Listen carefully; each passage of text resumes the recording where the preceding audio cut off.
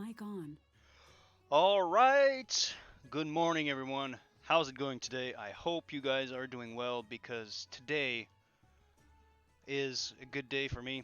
Hope it's going well. I mean, with all what's going on, gotta find ways to cope with all of that. So, what we're gonna do today, we are actually going to farm our last 3 Arcane crystals, and yeah, hopefully we can get that done in 5 runs. 4. 4, there we go. Just making sure I have all of my reagents back up because we raided last night. That's gonna be fine. Okay, I don't need that anymore. And with the crazy queues, we ended up raiding much later than normally. Okay, I can send this. I can send this as well. No gains, a return. We want to make sure we have a lot of space in our bag. So that's a quest item. Yeah, no, of course. I won't need that. That's a trinket I can put in my bank. I don't need that for now. Oh, we'll smell that later. 4 more. Boom, boom. That should be enough. So that'll come over here. Put the rest in the bank. I don't know, there with the trinkets. Bring that over here. All right, let's get going to Darmal.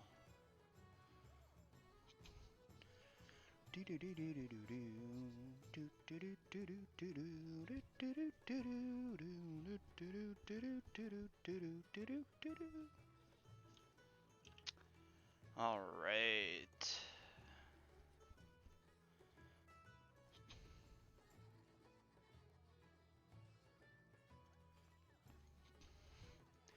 Can't believe that after all this time we're that close to finally getting all the materials for the hammer. Can't wait to get this over with though. It's gonna be nice to have that behind us. Cause that was a long grind. So let me check. When did I get the eye? That's where it all changed.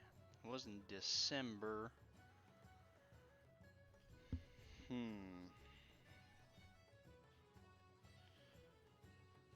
If I'm not mistaken, I got it on the 17th. Hold on. I think I can have more accurate. I think it's on the 17th of December.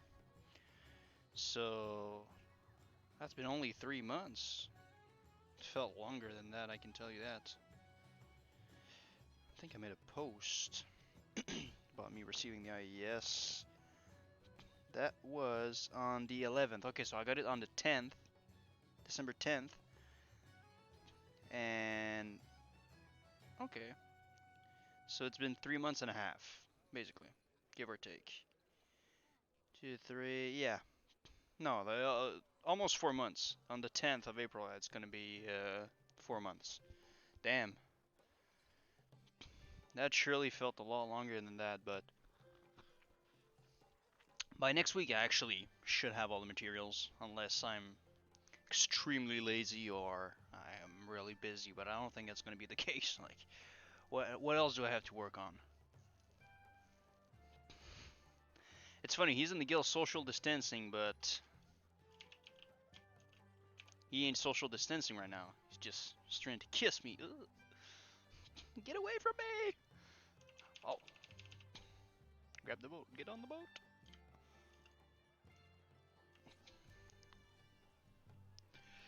Get on the boat. Oh yeah, we're more than fine. It's crazy how you see so many people on the boat every time you get here. Oh, there's a rogue around. But it's crazy how many alliance stairs on the boat every time I take it. Whereas on Skyrim, you had about that many people on the boat, but 3/4 of them were Horde, especially back in the days in Tier 2. In Phase 2, Tier 2, yeah. Speaking of Tier 2, though, gonna equip those bad boys. Yep, I have everything that I need to succeed. So yes, normally on good farming days, I always try to do 5 runs of DME. Because at some point, you know, it gets extremely boring and repetitive. Because if you take an average of, you know, I do my runs in about 18 minutes. Let's round it up to 20.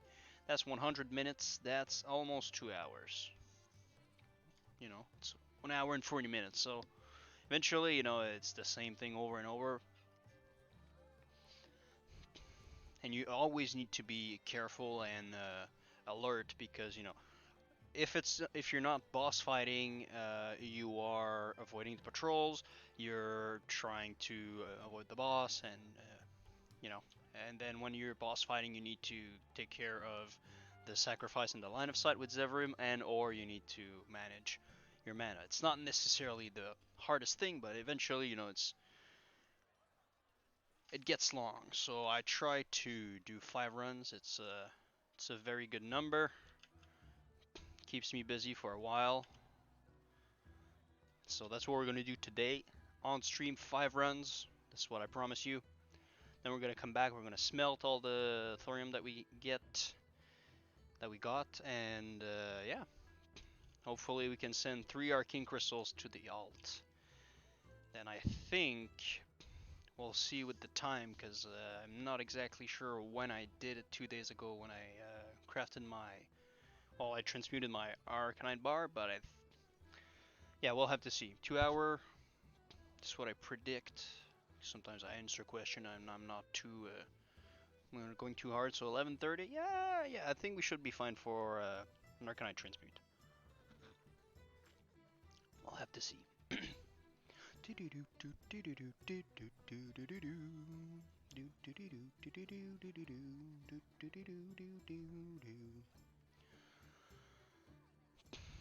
But yes, yesterday was a raid night. Normally we raid at 8:30. Ended up started pulling at like 10:15 because people were in insane queues.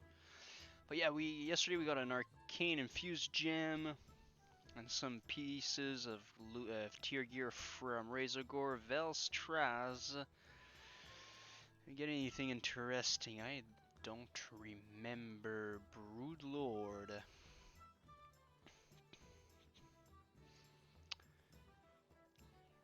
Nothing very, but what was actually very interesting is that we got a rejuvenation gem, which is our first since we started raiding BWL. I went to one of our priests, so that was very cool. Did we get anything else that was notable?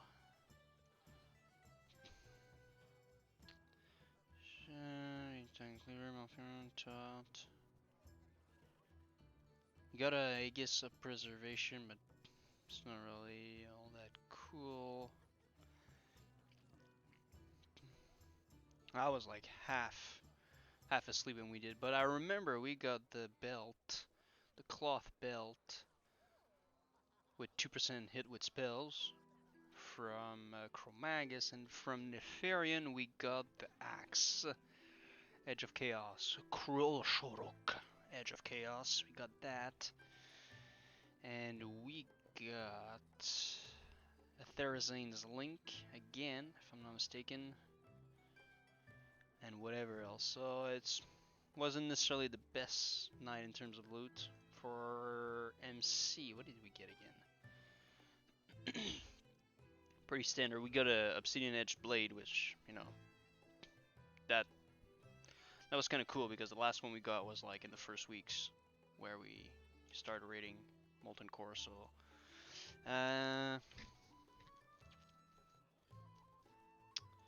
yeah, no, I mean, Mana Igniting Core, but that's pretty regular loot, nothing to be very enthusiastic about or happy. Yeah, a lot of tier gear, tier 1. No COD band.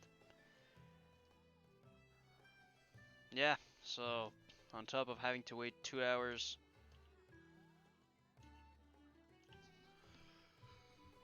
we didn't get all that much loot, unfortunately. Because that's the thing, you know, normally you would log in at 7, you would be fine for 8:30, 8:30. But now it's like you need to log in at like 4:30 because otherwise there's already a queue at like 4. By 5 p.m. it's like 3 hours. It's incredibly crazy. Or it's gonna tell you only have like, I don't know, 120 minutes. You're gonna end up being like 150 minutes in queue.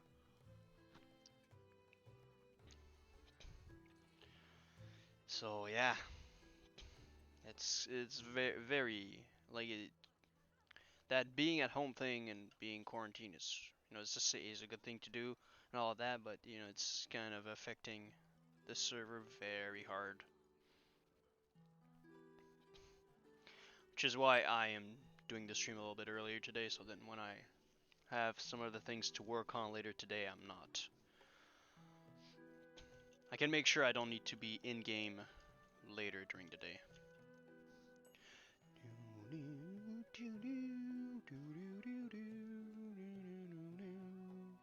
And it comes back to the old schedule or so. Normally I was streaming at 10. Started at 9:30 today.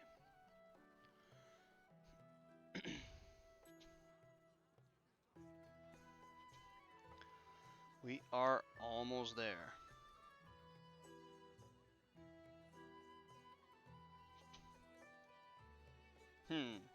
Ret and Prot Paladins are much less viable than a human Warlock. I would not say that.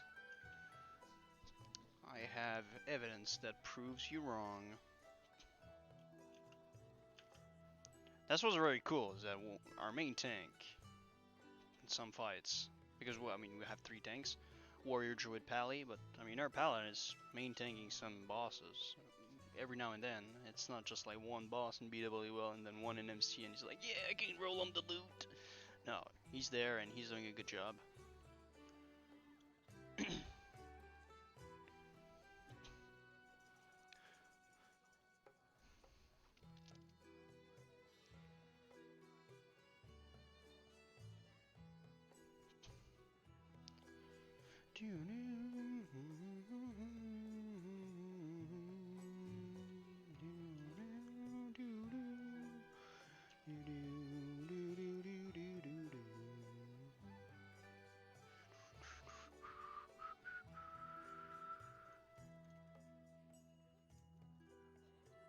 Ah! Of course. I had to get dazed. Bah! Man,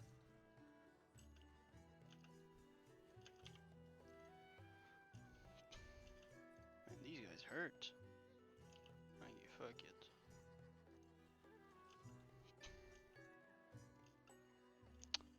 I'm not gonna have it when I jump down in DME jump runs, but it doesn't matter. At least I'm not taking like 90% damage, and then I get blasted by that little rogue that's... There always has to be a rogue. No, but normally they are at the gate. You know, when you just go in, there's always a pesky rogue. Probably too early today for him to be here. Alright, first run of the day, boys. First run of the day. 1 of 5. Let's get it.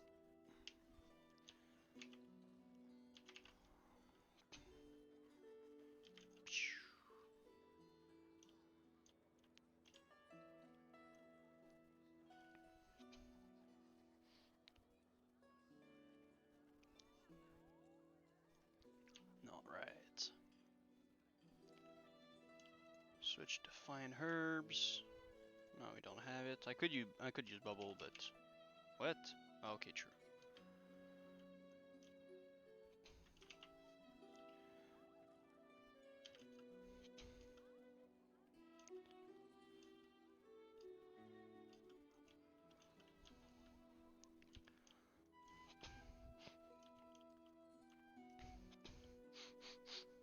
Can you smell that, guys?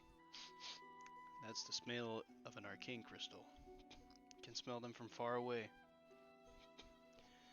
Eventually, your nose gets accustomed to the smell.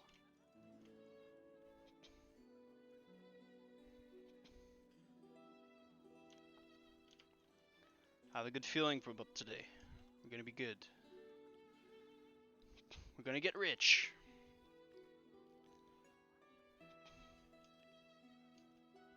Especially with the price hiking to 70 gold recently, like, as long as you get one crystal a day, man, you're gonna be fine. With all the other little methods that you can do here and there to increase the amount of gold that you generate every day, you can easily make 100 gold.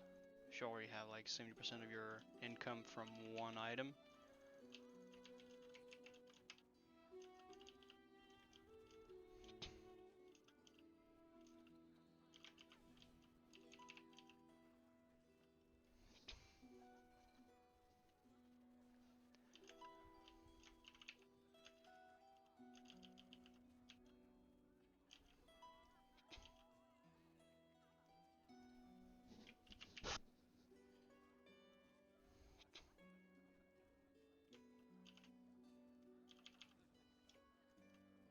Oh, nice, fell cloth. I'm gonna be back at an even number because I have 11 in my bank, so I'll be back to 12. That means what? 6. That's enough for 6 mooncloth. Pretty good. Alright. Mandatory frog sacrifice to the arcane crystal gods. Blood needs to be spilled, but it doesn't have to be yours. That's what it says. I actually read the little character at the bottom of the contract and never said anything about the blood being mine, so I'm shedding some other blood.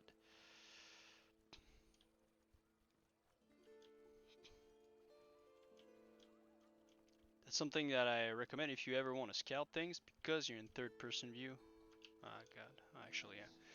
What you can do is, you move around, but then you look around the corner with your camera. So you cut line of sight with the satyr, wherever it is, and boom, you can see it before it gets too close to you.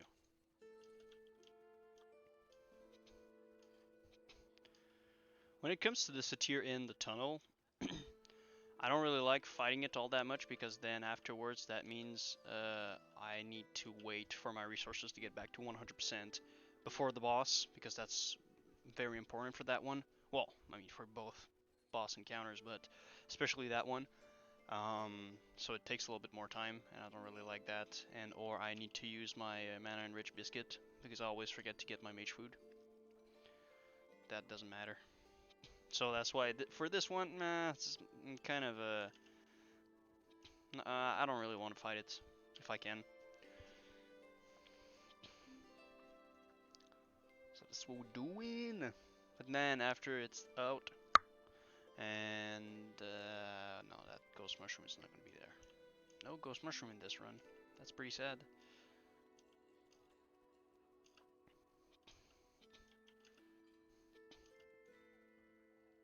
I wonder if the dev that came up with the name Ghost Mushroom for the herb is a fan of ghost peppers. Some spicy mushrooms. Alright, let's start our little ballet with this mother ducker. You're about to get clabs, Everim. I'm sorry to tell you that. Ooh, 3 crits back to back. Let's go. One that was guaranteed, but still.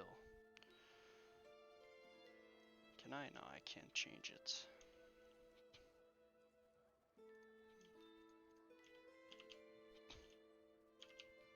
Boom. That I can come over here so you have a clearer view of the timer.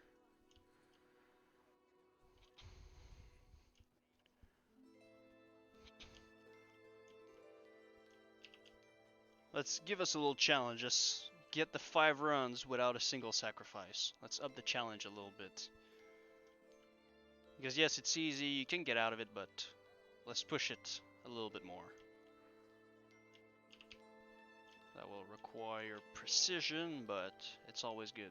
Because if you're not getting sacrificed, what you can do is once he is very low on health, you can just go in front of him with your bubble and you just man mode his face.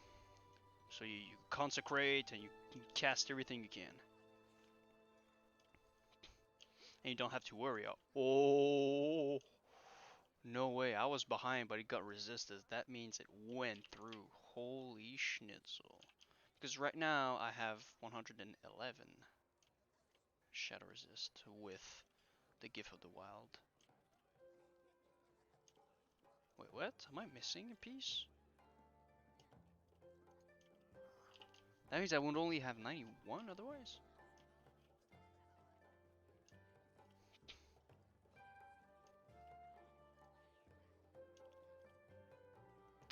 Okay, whatever. I'll check that after. Cause I don't wanna get sacrificed.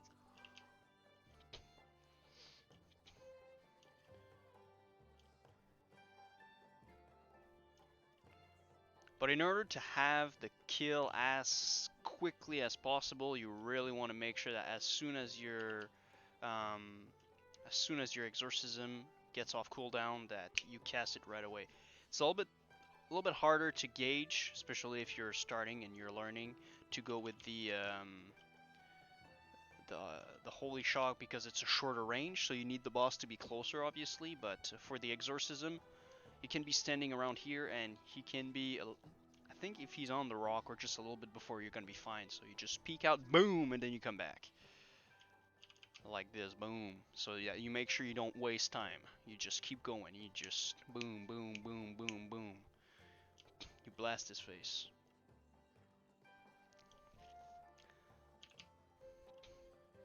Because if you're a couple seconds late here on an exorcism, a couple seconds late here on a holy shock, and again and again and again, you can extend the time it takes you to kill the boss. Ah, well, rip. So much for that challenge, huh?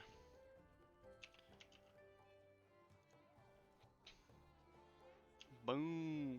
What? Only 500? Ouch. A lot of mana for a very low ROI.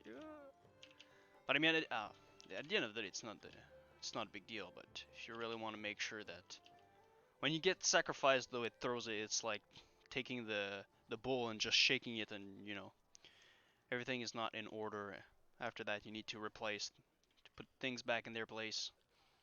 So it's a little bit harder. But if you never get sacrificed, you're going to be able to gauge and just keep steady.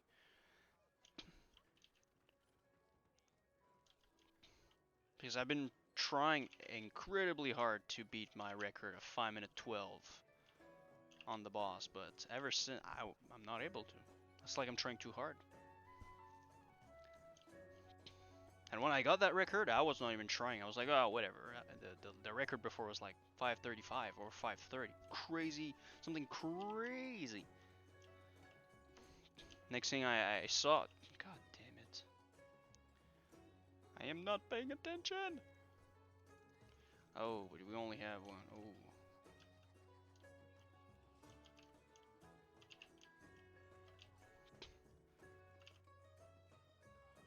Okay, I saved my potion. That was a good call. Very good call.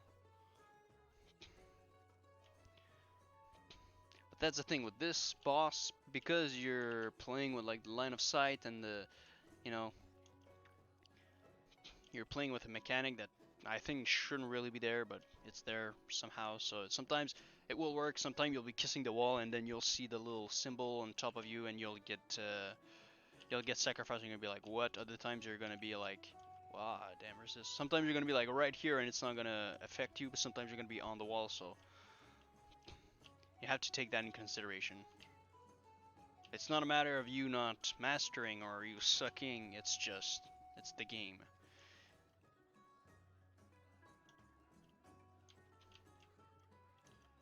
If ever you are afraid of not being out of line of sight, go forward. You'll make sure that you are.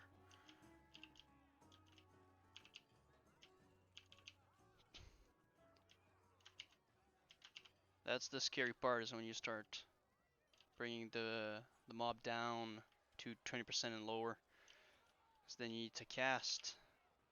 Okay, normally if he casts his sacrifice, he won't cast the same spell right after, so you have that little window that opens up.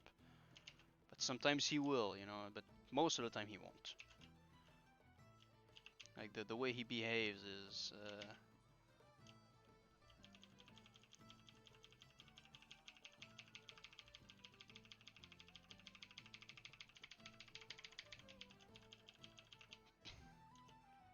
oh, that's true. He heals, he heals. Holy shit, what have I done, boys? What have I done?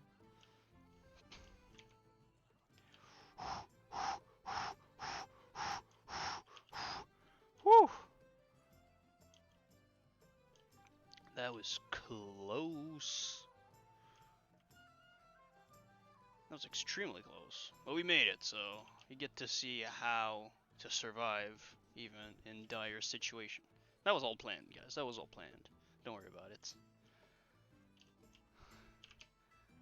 It didn't catch me by surprise at all. I had my arrangements with him. I normally ask him, you know, on the first, you give me a satyr bow, then we can get... Try to be clever there with this clever hat. Son of a gun. But before we jump down, heal ourselves. You don't want to make that mistake. Not that I did it myself, but you don't want to do that. Actually, jumping down to my death, I didn't do it here, but I did it at the beginning of the run. The kind of situation where you die, run all the way back to the dungeon, and you're a little bit pissed, so whatever, you don't really think about it, and then you come back. You're at what, 50% health? You just jump down, and then you realize, ah shit, my Blessing of Protection is on cooldown or something. Or you're like, bah, I'm gonna be fine, I'm just gonna heal, and the you just get splattered on the ground, and you're like, bleh. And you need to go all the way back again. That's extremely frustrating.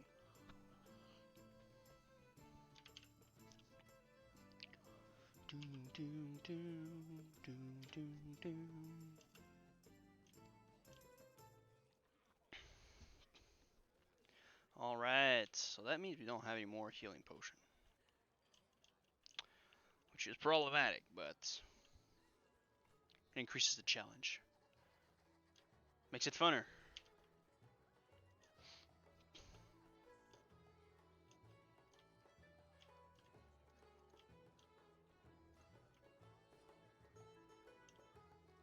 Gimme, gimme, gimme. There isn't a book over there. Woohoo! That was close. That was close. Whew, nice. Sometimes those little pods over here, they will root you, and I think that's the worst thing, because when they, I think there's 4 things that, or 5 things that can happen. You can either loot them, it's gonna open and it's gonna like have some poison. It's gonna open and nothing will happen. It's gonna open and it's gonna root you. Is that 5? I think it's 5. But anyways, the most, or it's gonna open and spawn those little lashers, like 4 of those little ones here with lashers. The lashers can be dealt with very easily. I mean, you can easily farm a pack by yourself, so, and the pack is like what, about 10, so only having 4 is not a problem, obviously.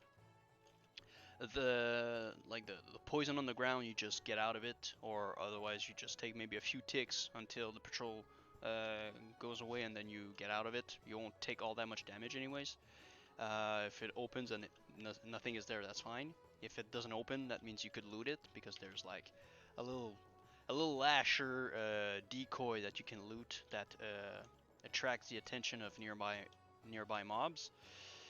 Actually, that could be interesting to use eventually, but that means going out after the pods, and that increases the time it takes for the run. But anyways, the problem is when you get rooted, if you don't realize what's going on and you're like, oh shit, and you try, it can be cleansed because it's like a magical debuff, or it's whatever. It's the little portrait is surrounded by a blue line, so that means it can be dispelled, rather than when it's red, it cannot, unless you use like a immune or something. But that can be problematic, because if you have like a patrol that is coming up right behind you, and you get snared for maybe 1 or 2 seconds, and then boom, you're not ready. You get in combat, and then you can get out of it, and boom, it's over. It is over. As you saw in the first Wither spell, I was not able to cast Stone Form because you know you have your cooldown, your internal cooldown or global cooldown after you cast a spell, and he was already casting, so I was like, I'm not gonna waste it, because sometimes you might think, oh, I have like a very short window of time where you know I can Stone Form, but more than likely the spell is gonna land, you're gonna take the 700-800 damage, and then you're gonna Stone Form, so you're gonna remove the debuff that is applied without using mana, but you still, you know, the whole point of using Stone Form is to avoid that initial 7 to 800 damage. So that's why I was like, okay, that's fine. I'm gonna wait for the next cast, and it's still at the beginning of the fight, so we're still gonna be fine. It's not like I forgot and I'm using it when he's almost dead, or he's almost, no, you don't kill it, sorry, but when he's close to resetting. So just little tips and tricks. Oh my god, he's going ham. That boss is a big RNG as well, because sometimes he's going to cast like 5 times back to back to back. I've seen that happen. 4 Withers and 1 Enervate. That is extremely problematic. And at some other points, he's just gonna go back in his regular form. He's gonna like, you're gonna dance with him, then he's gonna go back to wolf form, then to Trant, and then he's gonna do maybe like 4 or 5 times where he doesn't cast anything, which is extremely weird. So for Alzin, it's basically just luck. Like, hope for the best, but prepare for the worst kind of thing. That's exactly what it is about this fight. Because I remember when I was doing my my video, when I was doing my video, at one point when you reset and you go back on the oh, nice resist, haha, osh, resist for resist, I guess. When you go back on the little platform on the other side of the rock, I was at like 80% mana and like 70% health. I used my trinket and I think 1 bandage, and that's it. But at some of the times, I'm gonna be like, I use 2-3 bandages, I use my trinket, and then when I get on the rock, I have like 15% mana and like 20% health. So it's the difference in between a good fight and a bad fight is substantial.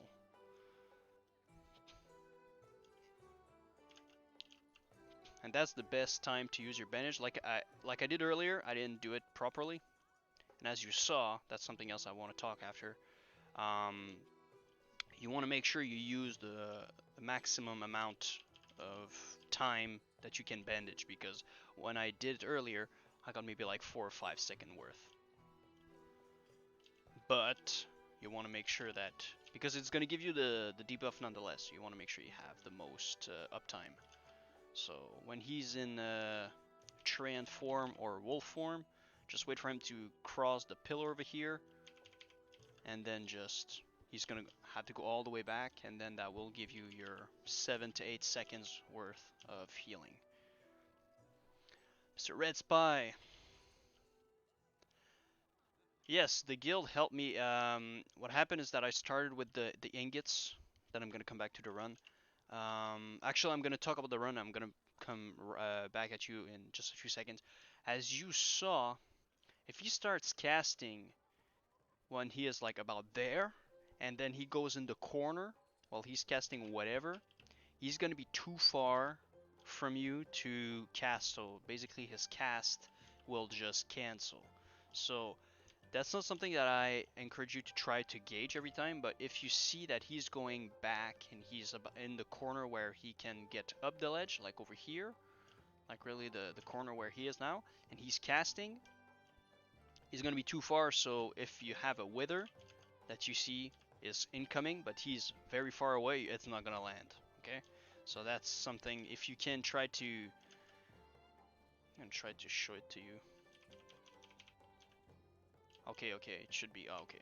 It was not far enough. It's really, you have to be really precise with that, but if you can try to gauge it every now and then, like don't try to optimize for that, because you're more than likely going to take too much damage, but it's going to be it's going to help you maybe avoid 1 or 2 withers, and that's, you know, 1600 damage. But back to your question, Red Spy, yes, they did. What happened is that I started with the ingots, because on Skyrim the ingots were like 400 or 500 gold each. In December, now on this server, where, you know, the prices are everything has crazy prices, but ingots are like 170 gold, and I'm like, what the heck? Anyways, I bought 2 ingots, then I spoke with my guild leader at the time, because in the meantime it changed. Yeah. Okay, should be good. Oh damn, those ones are quite close.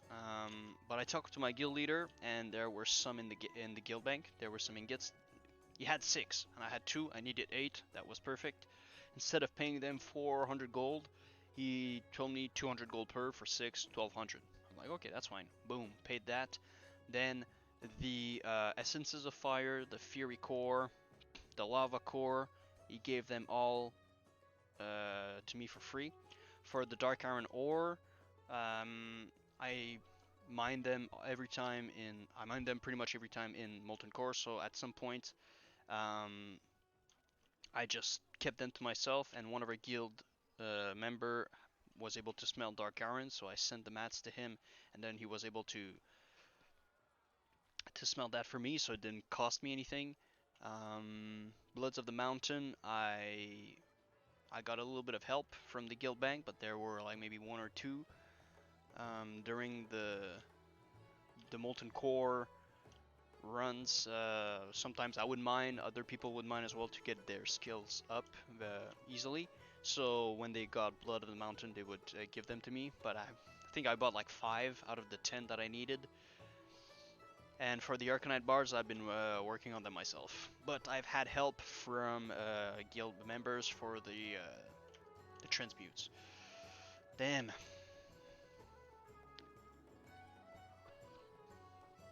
No crystal, but that's fine. Still have 4 more runs to go, guys, and there's 3 crystals, so we're still good. We only need 1 per run. That's fine. The first time when I got 3 arcane crystals in 5 run, I got maybe in the run 2, 3, and 5. So that's fine. We're still in business. Speaking of that, earlier I only have 111 even with the 20 resist here. Something isn't right.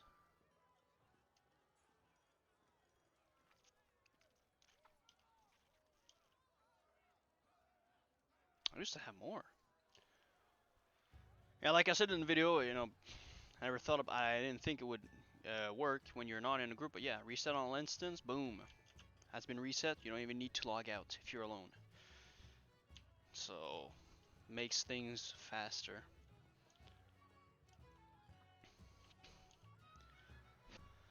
But yeah, okay. I thought I had more than 91 self buff. Thought I had a 101. Maybe I'm just crazy. That would be a good explanation for it. But I guess we're all crazy, I guess. In our way.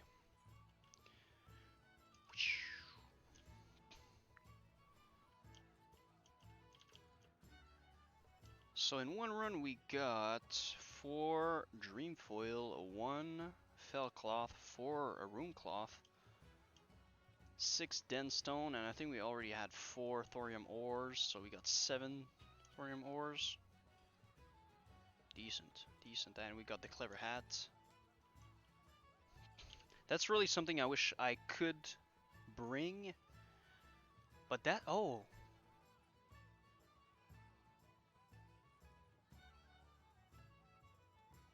Huh. That could be interesting now that I think about it, because I have 2 accounts. Ah, do you have a minimum level required to get into Dharma though? Because if you could bring a relatively low level character with enchanting, and then you just put it on Master Looter and you Master Loot everything to him, you can just disenchant. Because you don't, I don't think that you have, I think you can disenchant Nexus Crystals, even as a level 5. That could be interesting. Damn, I need to check that more in depth. But I strongly suspect that there's a minimum level requirement, which is probably like 50 or something. Because getting the crystals, like no matter what you get, I mean, unless, depending on the price of the crystals.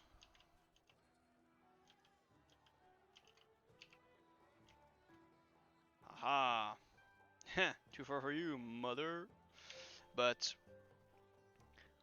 depending on the price of how much they go for, obviously, you would get, every time you get a blue item that is less than like 3 gold, you would get 3 gold worth, because the crystals right now are like worth 2 gold 95, 3 gold. So even if you get the shitty blue items that sell for like 1 gold 50, well, boom, you just double your gold right there. So it's, you don't go from like 30 to 60, but you go from like 1.5 to 3. So slowly and over time, you make it worth it.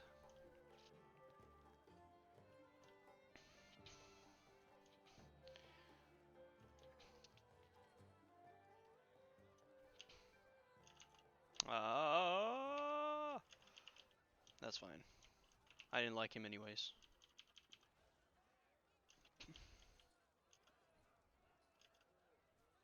Oh, double crits from this dude. Okay, okay. Trying to look tough, huh? Trying to look tough.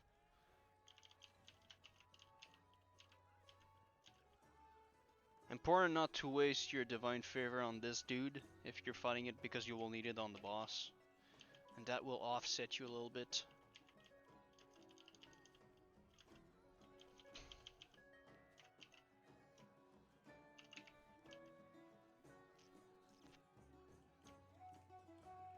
Dried King Bullet. Some bullet for a ballet. Alright. Mr. Zevrim Thornhoof. Yeah, those have to be the worst loot that you can get. The Gloves of Shadowy Mist, very bad. Clever Hat, bad. Then those two are like 1 to 2 gold, and then the best one is Satyr Bow in terms of loot. Always make sure you have Blessing of Wisdom, Shadow, or a Shadow Aura. Alright. No sacrifice this time. No sacrifice. Let's do it.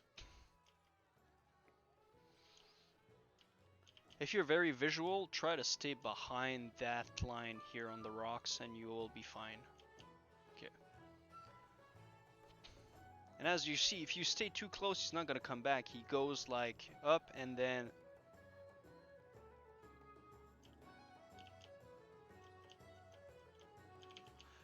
Obviously when I want to try to show you, he just goes back and forth. Normally he never does that. Yeah, you see he goes straight, so he's gonna come to you. If he does that... Woo! Ho ho ho! No sacrifice, I told you. God. That's why you want to keep him between the rock and the little spears over here. But yeah, just behind that line over here, you're gonna be fine. The further back you get, the easier it is for you to be in line of sight with the boss, but the easier it is for him to be in line of sight of you. And that's the problem. If he's in line of sight, that means sacrificed, which is what you don't want. So don't do that. Just stay safe. Worst case, you know, don't try to beat the record.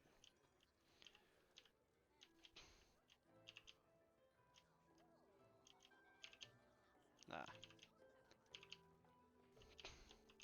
Eventually you find your spot where you just have just enough time to move, go and cast your spell and come back, but sometimes it doesn't always want to work. It requires a lot of finesse. Like, it's all about learning your little tips and tricks, and as much as I can tell you, you know, do this, do that. If it's not natural for you, or you find you know, being all the way over back here to be better, well, definitely go for it.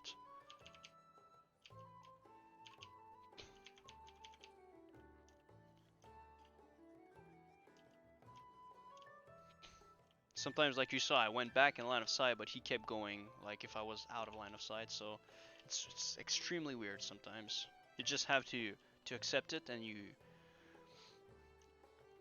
like eventually you'll have so many wins against the guy that you will realize that, okay, if he goes and he does that specifically, okay, I need to react that way. If he does that instead, I react this way. And then you have the perfect case scenario where he just goes back and forth and he never does anything. So, you know, it will have to come with practice, but stick to the theory, and then you're gonna be fine like 90% of the time. There's like a 10% chance that weird stuff will happen, but otherwise you should be good.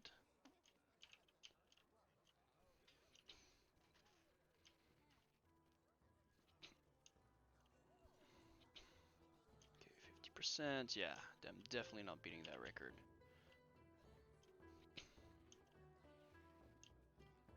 Like I said, I have no idea how I was able to get kill that fast.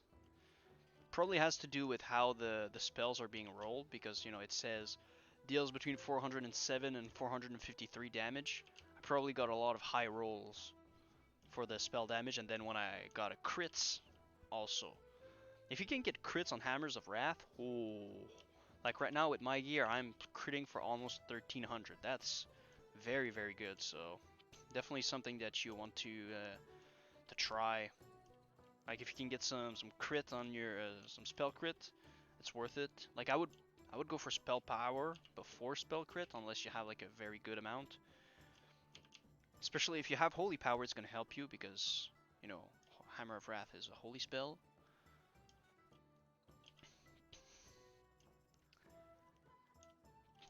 But if you can get your hands on like spell power and crit items, like, whoa, definitely do it if you're really trying to get the most out of this.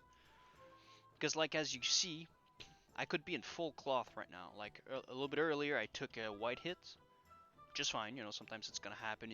The way he's gonna patrol back to where he is, or he's gonna pad back where he needs to go. He's gonna be in range somehow, and he's gonna hit you. But other than that, he's not taking any damage. He's not dealing any damage to you, and I don't think that sacrifice is being mitigated by armor. I think even if you are in cloth, it's going to be the same thing.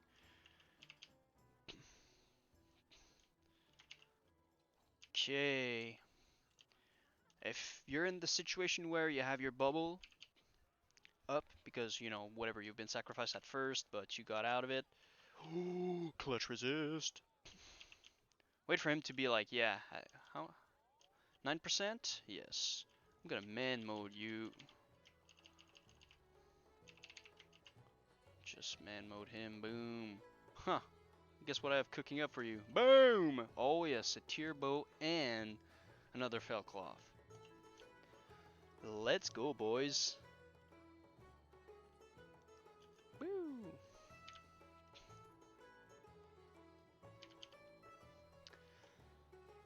Can easily get a lot of good gear, a lot of good caster gear in ZGA Q20. Oh yes, you're absolutely right. What's kind of cool is that with our guild, what we'll try to do is with our main raid, our core raid, we have 40 people.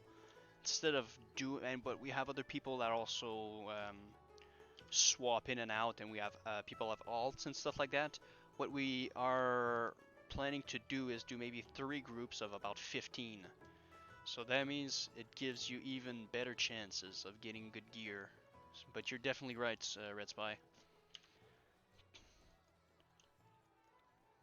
And because, you know, the from what I've seen or from what I've heard, you know, the gears are not more trivial, but it's more like it seems more like a catch-up type of raid than a main raid, or like a full tier where you get like crazy upgrades. So that, and if we're only 15 and there's not too many like mages, at some point, yeah, I mean, there's still going to be like mage loot, but not a lot of mages that will need them anymore. So I'll have good chances. But that's a good thing.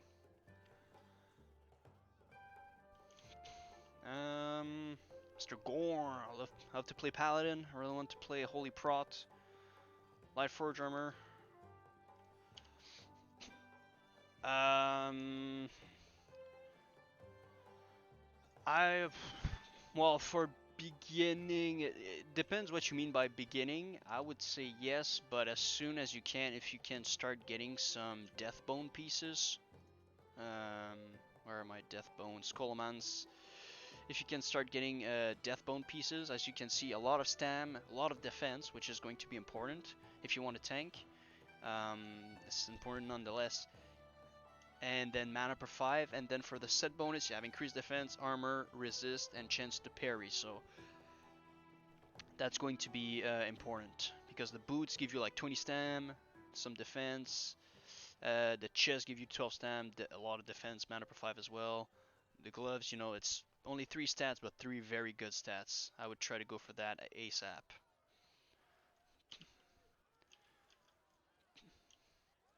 In terms of weapons, well, you have a very wide range to choose from. If you can get a Quell Sarar, that can be a good thing if it's not too expensive. Some people will tell you, no, Bhelock's full of shit, you want to have Flurry Axe. I mean,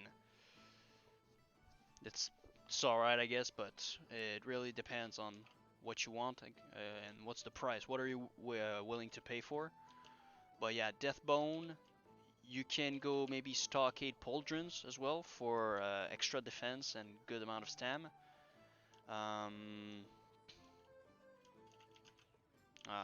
Well there, I screwed up.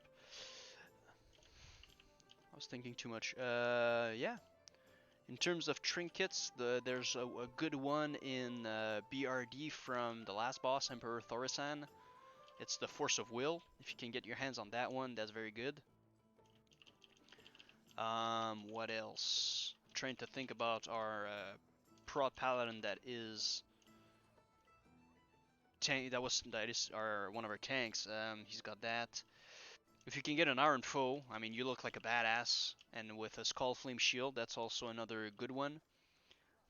With tier 2 Skull Flame Shield and a Iron Foe, you definitely look like a badass.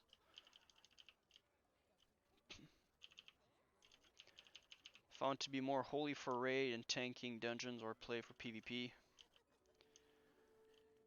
If you want to be what you could try, I haven't tried myself, so I can't tell you if it's viable or not, but I've had other people telling me that that was good. I have two options for you. You either go all the way down in the holy tree, but you don't take holy shock. So you go 30, 21, 0, 21 in the protection tree to have blessing of sanctuary. That's going to be very helpful, obviously, especially at first when you don't have a lot of gear. It's important to be able to not get clapped too hard. And then as you start getting more gear, more stam and everything, and you get more comfortable with pulls, runs, and so on, you'll still have to be careful, but you'll be more comfortable. So your margin of error is going to be smaller. But you can either go for that or go for the one of the build that I was going for before, which is 21 0 30. So you go all the way down to Vengeance in the protection in the Retribution tree. It might seem weird. Why would you want to tank in a Holy Prot? Well, you have Consecration, and then you have like Parry in the protection tree. You have you know, increase threat aura damage, or depending on how you want to build it, you know, you have a little bit of flexibility there. But most importantly, you have vengeance, which is very good. You saw? He was too far away, his cast just canceled. I didn't resist or I didn't do anything to prevent it. But vengeance is going to be very strong as you start getting some gear, and if you can get a little bit of crit on your gear, or you know, just having the regular like 10% crit, that's going to be very cool and very good, because you know, that's what, 15% increased damage. Well, that's a lot of threat added. And just in terms of damage, it will increase your damage by 15% for consecration, which is about like 50, 56, 55 flat damage. Whereas if you wanted to have the same amount of increased damage for consecration, otherwise you would need, I don't remember, I did a video on this, but I think it's like 120 spell power. So that vengeance buff is very interesting to look into. 30, 21, 0. Well, yeah, for sure. It's a nice one. You have your hit in the protection tree. You have your reduced cooldown on the bop. You have your kings, so it's a good thing. The build that I'm going for right now, Gorn, is it's an interesting one, because that dates all the way back from the beginning of Phase 2. And I'm going to show it to you right after the boss. You're going to see it's, you won't see a lot of people with that, and yeah, you can criticize it if you want, but, you know, whatever, it is what it is. You know, when you have like 3, 4, 5,000 gold to spend on a legendary item, you try to save all the money that you can.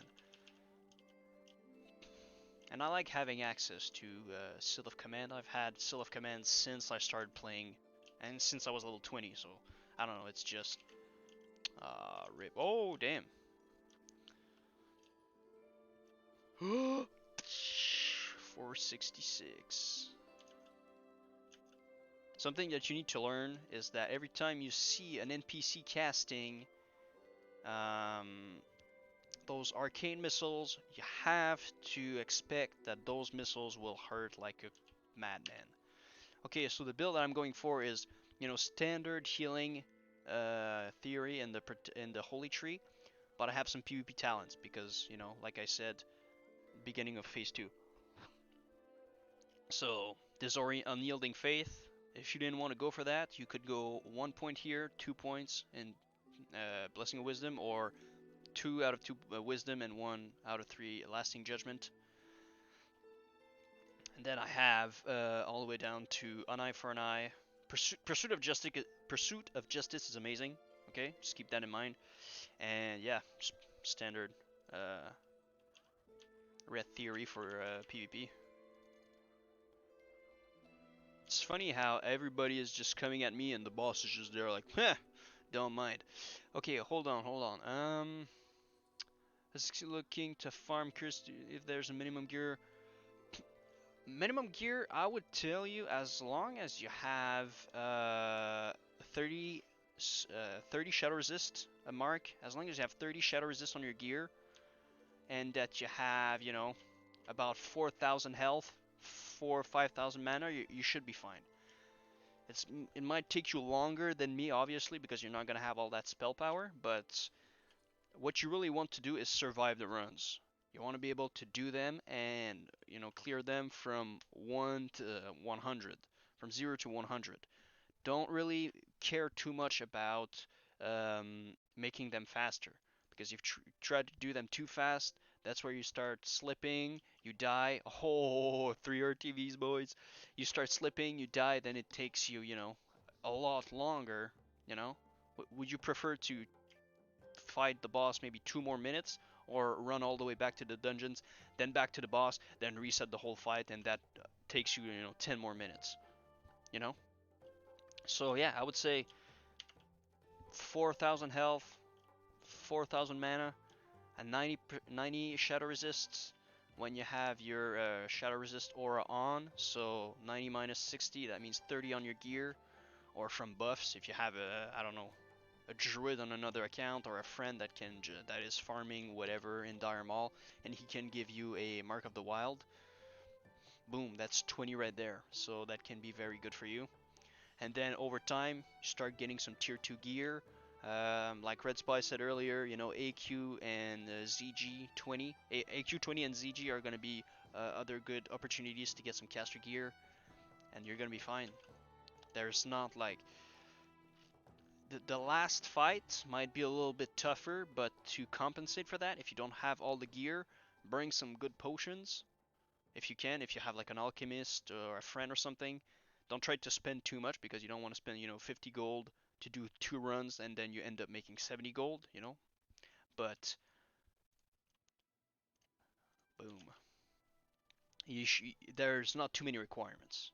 Just being able to survive. After that, it's just making it. Yeah, Skull Flame Shield definitely, Goran. It's a good way to start. If you're tanking, I would go 100 in shield.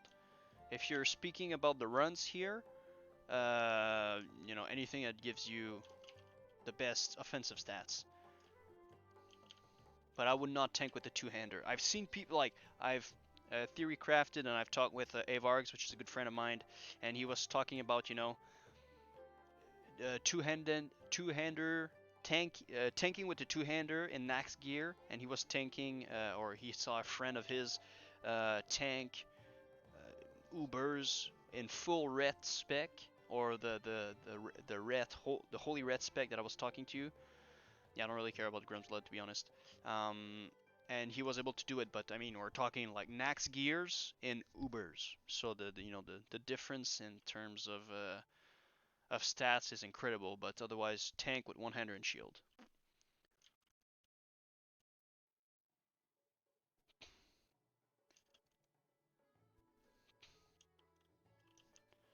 Uh,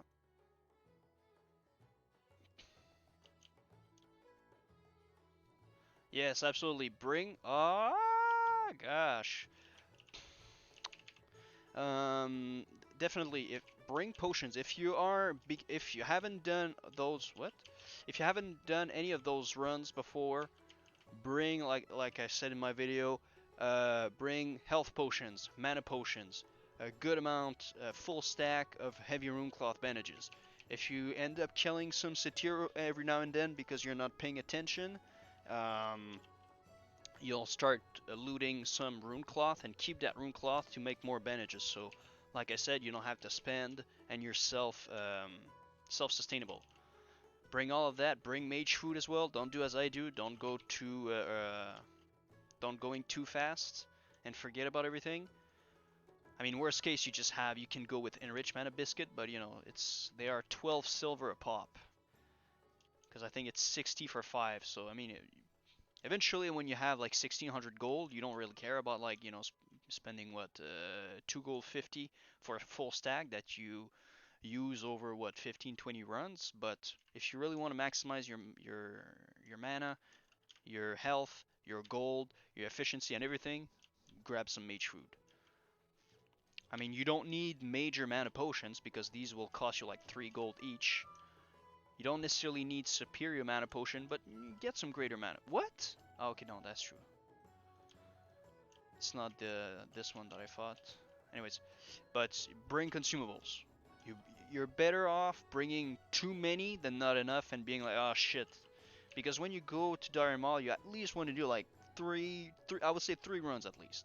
Because if it takes you 15 minutes to go there and come back, and you do 1 run for 20 minutes, in terms of time invested to get there to the time you were actually doing money, it's not going to be really profitable. That's why if I really want to go hard, I go there, I do 5 runs, and then I come back. And make sure your bags are empty. That's another very important thing, because you don't want to be oh, Belt of the Tiger. You don't want to be in a position where you have no more bag space, but you have everything else to succeed, and you're willing to keep going, but you can't loot anything. Hold on, I'll just check this here, then I'll go back to the chat. Stam, Mark, Stam and Shadow Resist. Shadow Resist is extremely important. Why? Because of the first boss. Okay, the first boss will sacrifice, and it's a shadow spell, and he will cast his Shadow Word Paints. I think it's like Intense Pain, whatever. But it's a Priest Shadow Word Paint. It's a debuff, has the same icon, deals the same thing. Every 3 seconds or so, it ticks for shadow damage. By having 90, why 90? Why not 100? At 90 resist, I think that's for somebody your level, but you know, you still want to reach that threshold just in case, even though the boss is, I think it's 57, you're 60. At 90 resistance, you have 1% chance to fully resist the spells that are coming your way of that school of magic, obviously. So you have a chance. Well, if the boss is lower level than you, you might have a higher chance. I don't exactly know the numbers, but you guarantee that you will have at least 1% chance, if not more, to fully resist his sacrifice and his Shadow Word Pain. So that's extremely important. So yes, Stam resist, and I mean and mana as well, because you want to have a large enough pool of mana.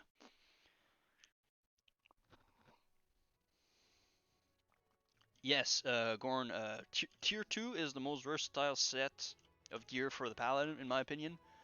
I don't know too much about the AQ set, but I've heard good things about it. I didn't do the math, but oh, Ghost Mushroom. I'm not sure what are the stats, but I've heard that the tier 2.5, which is the one from AQ40, is very good for ret as well, and spell power. So, because you have I think the pieces themselves are not all that impressive, but you from the 5-piece you get 71 spell power, which is very good. From the feet you get 14. From the shoulders you get 14 as well. Anyways, then you know, so once you get to AQ, I mean the game gets easier, because the gear that you have access to is so much better compared to the difficulty of the content that just stays the same. So at that point you shouldn't have any problem. But tier 2, definitely. That your ability to be able to have, you know, spell power instead of healing power. Yes, your healing spell in tier 2 might not be as strong compared to if you were, you know, going full. Although I didn't do the math, but normally a piece of gear with spell power will have less. The number will be lower than if it's just healing power, you know. Obviously, because spell power double dips. Tier 1 is good to start with. I mean, there's nothing wrong with that. It's only healing, and you know, at the beginning you're just trying to, you know, work your way up the ladder. You start with your prebis. Like obviously, you maybe want to look at a small list of prebis, because sometimes tier 1 pieces, depending on your luck, the time you had to farm.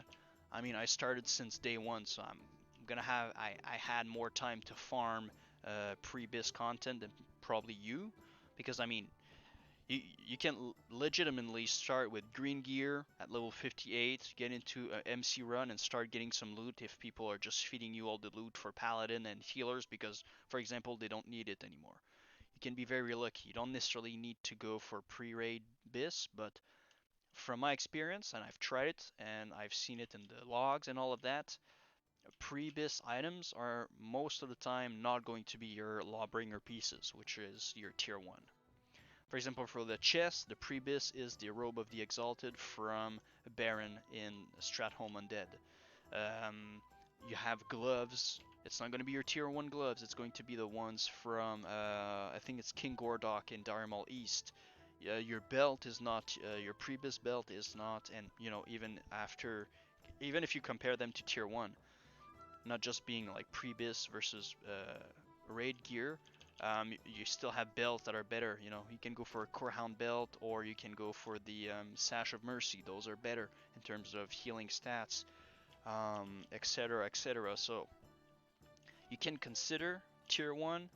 Damn. You can consider tier 1 as healing gear, but be aware that there's other blue items that are much better in terms of raw healing. Because a lot of the stats from your tier 1 comes from like strength, stam, spirit, and strength. You have agility on some weapons. Like it's you have a little bit of everything, and a lot of those stats are very bad for healing. Like you don't need strength and agility for healing, obviously. So those maybe 20 stats on your chest piece, for example, are taken by stats that are useless instead of being converted into maybe healing power, spell crit, etc.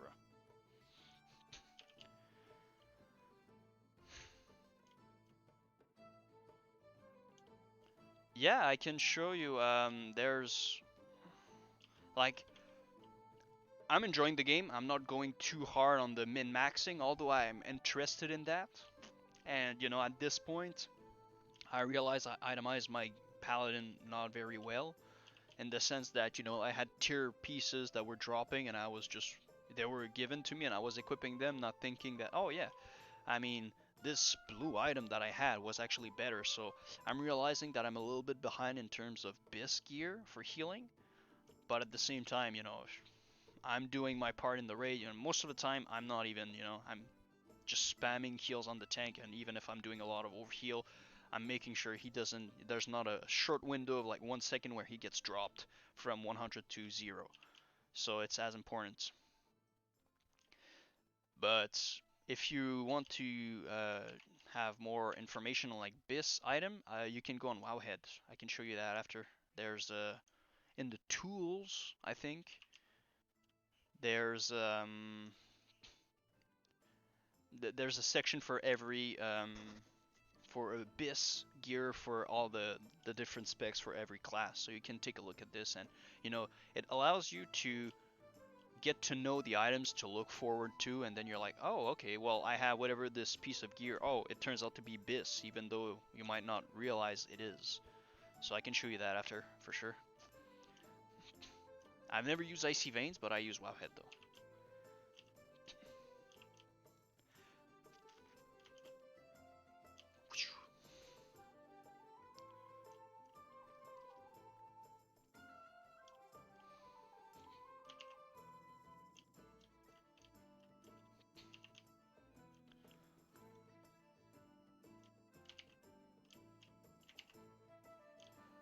Oh, the clutch resist. You see, I resisted. Like sometimes you'll get some resist that you will not get as frequently if you didn't have that 90 shadow resist. So very important.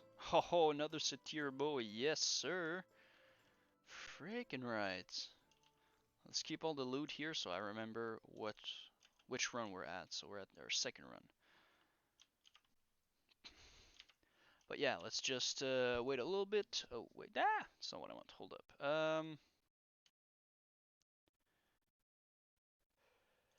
Of course.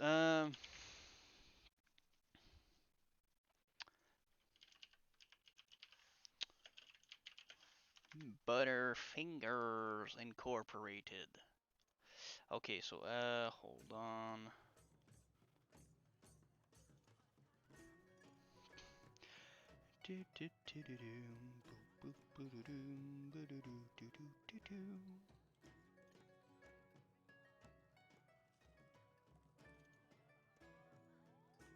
All right, okay, we're back. Okay, Wowhead. Classic Wowhead. Very important to go on the classic Wowhead, but if you come over here, as you can see, oh, that's in the French. I don't want the French. Okay, cool. You go into best in slots right over here. Okay, you might not see it with the thing, but in here you have best in slots. Then you have our tank, DPS, and healing. You go for paladin, and then you come down. There's overview and all that bullshit. Obviously, at first there was phase 1 and phase 2, but whatever. At phase 3, you'll say for the head, what are the best items? Okay, the crystal adorned crown drops from Azar Ghost, which is a world boss. And then for the enchant, what is the best? with the Lesser Arcanum of Veracity, and then you can go through all of the item chest, wrist, legs, hands, waist, feet, ring, trinkets, main hand, offhand, and shield. So you can go and look through all of that.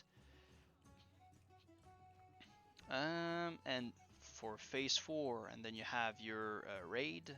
Well, you only have the raid, but for phase 5, you have the pre-raid gear as well.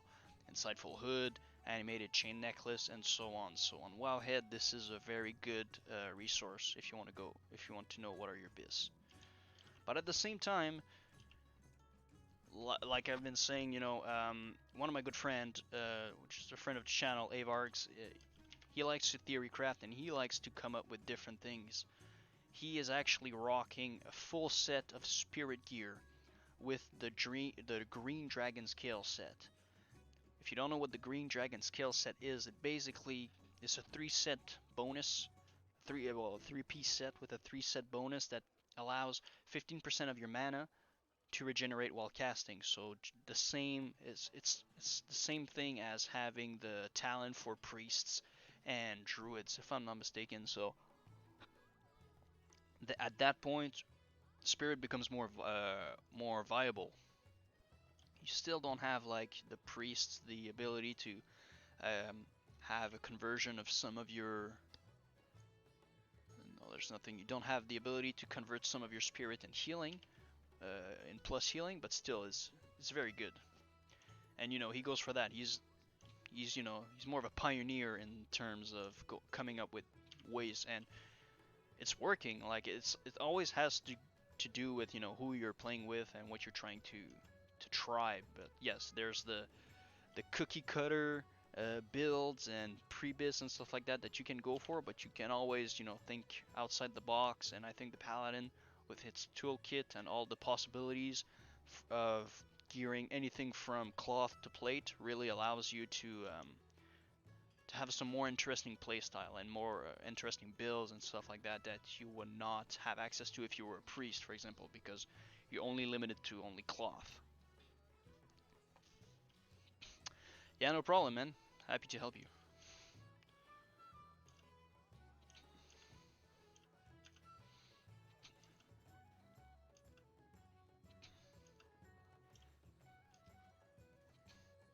I mean, it's almost 11 and we're only at our second run. By the time we're done our 5 runs, well, I'm definitely going to be good. See, took me a little bit of time because I was showing stuff. It's not a problem, but remember, if it takes you time to get here, don't come out, because this dude, like, you're gonna be standing like right over here and he's gonna aggro, like huge aggro range. Be careful. And then you damage your gear.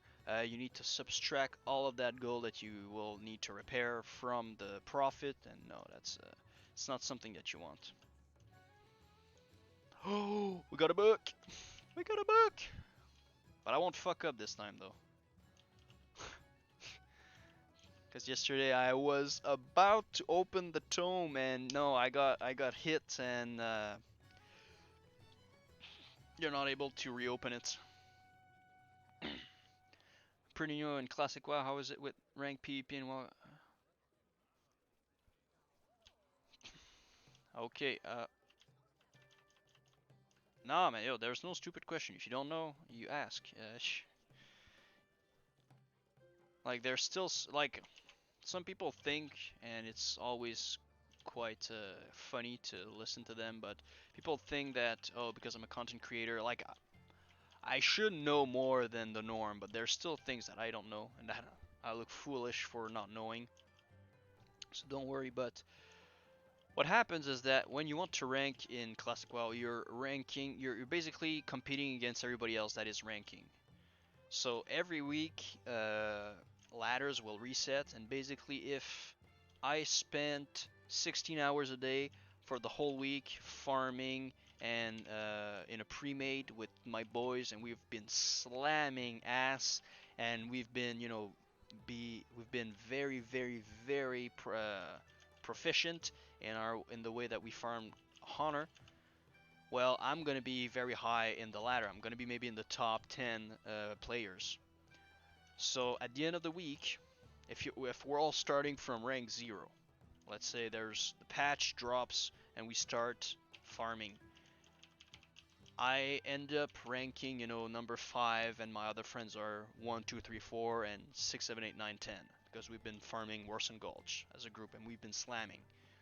We're going to be in the top, so that means we're going to be the ones with the highest, we'll be the one advancing the furthest in terms of rank. The first week, you can go from 0 to 4 if you're really high in the brackets. That's how they call it, brackets. Whereas if you just played a little bit because you had a lot of things to do IRL and whatnot, and you were not able to play all that much, you might rank, you know, the 1000th. But you'll only get maybe rank 1.5 or rank 2 the first week. And then you keep doing that over and over and over until you reach basically the rank you want.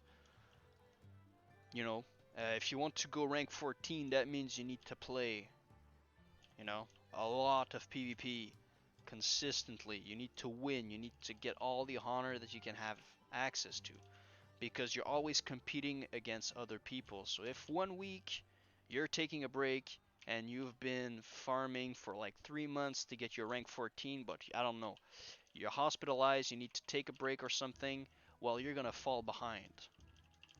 Not necessarily all that bad, but if you are always ranking, you know, with your boys, and you're ranking in like bracket 1, and you're like the first week, and the second, the third, the first, the third, the fourth, the fifth in terms of overall ranking from the server on your side, so you're competing against all the alliance players on your server, you're gonna keep advancing steadily. After the first week, then, if you're in the highest bracket, you will advance 2 ranks per week, up until I think it's rank 11 or 12. At that point, it's 1 rank. But I don't know all the details because I never went higher than rank 6. But it's always, you know, trying to keep up, and it can be like, if you want to achieve rank 6, it depends. Like if you want to reach it in 2 weeks, it's possible. You need to be like rank 1, bracket 1 for 2 weeks in a row from, you know, rank 0. The first week you'll get rank 4, and then it's 2 by 2, so then the second week you'll get rank 6. Then you can stop. If you want to get rank 10, same thing, it's going to be 2 more weeks or so, and so on. But it's always going to be a competition against everybody else. If you want to reach rank 10 and you don't really have you don't care if it takes you like 6 months, well, you can keep grinding at your own pace, and you know, you have add-ons that you can download to help you see where you're standing compared to other players and so on. So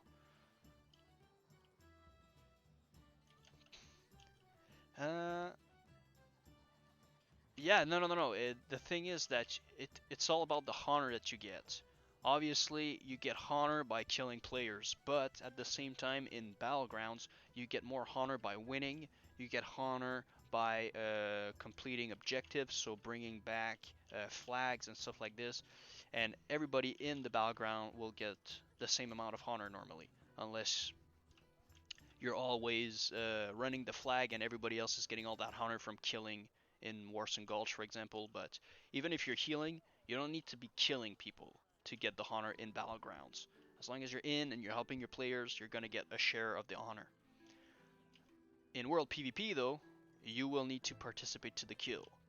But at the same time, if, for example, I've been like clapping somebody and I took out like 10%, 90% of his health, and you coming with a Hammer of Wrath, boom, with, I don't know, you have your toe up, you have a crit, and boom, you kill him. We will not share the honor. Like I will get pretty much like 90% of the honor for the kill, and you'll get a small portion. If we're not in the group, if we're in the group, we should get the honor 50-50. But if you're solo in World PvP, yes, you need to kill. But other than that, you can heal, and as long as you're part of the group, participating in the PvP, you're still gonna get honor.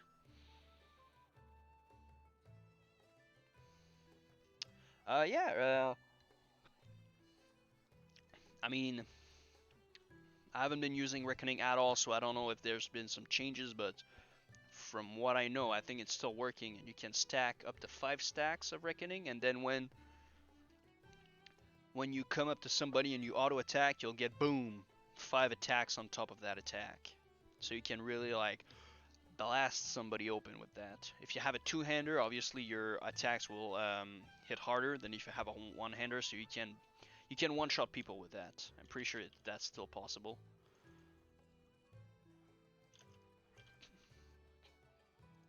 Son of a gun.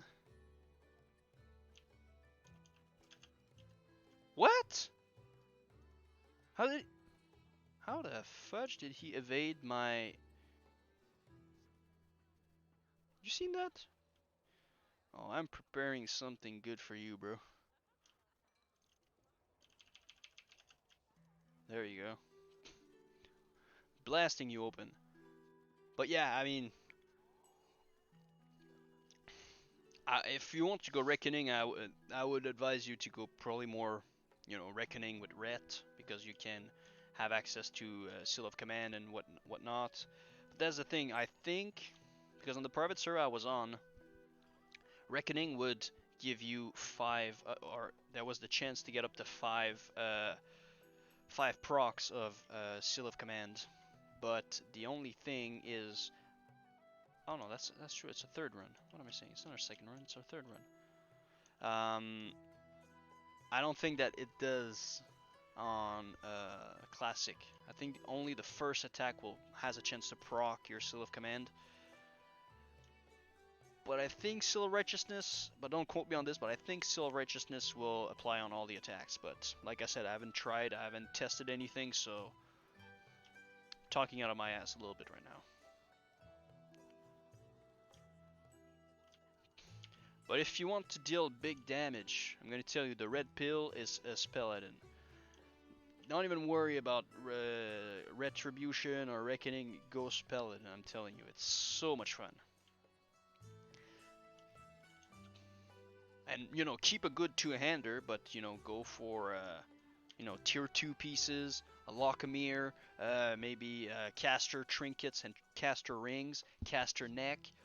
Go with engineer with some bombs and whatnot. Oh, you're gonna clap for sure.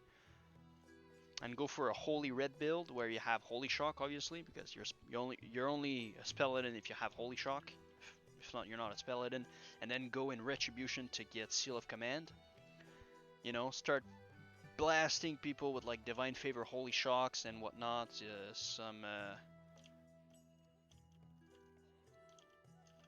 Some bombs and whatnot. Then when you stun them, switch to your two-hander and a judgment of command. Blast! You're gonna have a lot of fun.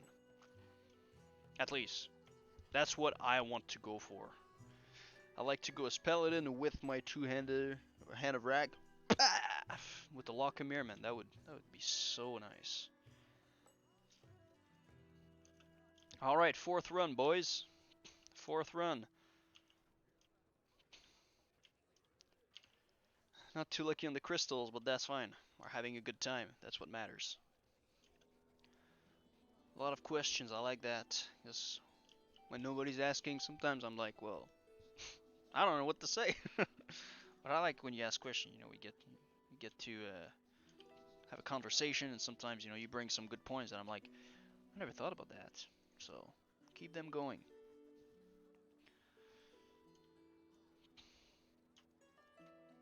I've had my fair share of stupid questions in my past and just in my life in general, so don't be afraid. No question is stupid technically. So sometimes the person asking it feels stupid because it's like basic, but you need to start walking before you can run, so it's all about that. Like if you knew how many times I wiped and I was getting demotivated to do these runs, and eventually, I just got a little bit better gear. I got more used to the the pulls and the patrols and all of that. Just having those little bits of upgrades here and there, personal upgrades in terms of knowledge and in-game upgrades in terms of gear, and boom, then everything is fine now. Well, most of the time, sometimes I won't pay attention and I will get sacrificed or something, but happens. You need to leave a margin of error.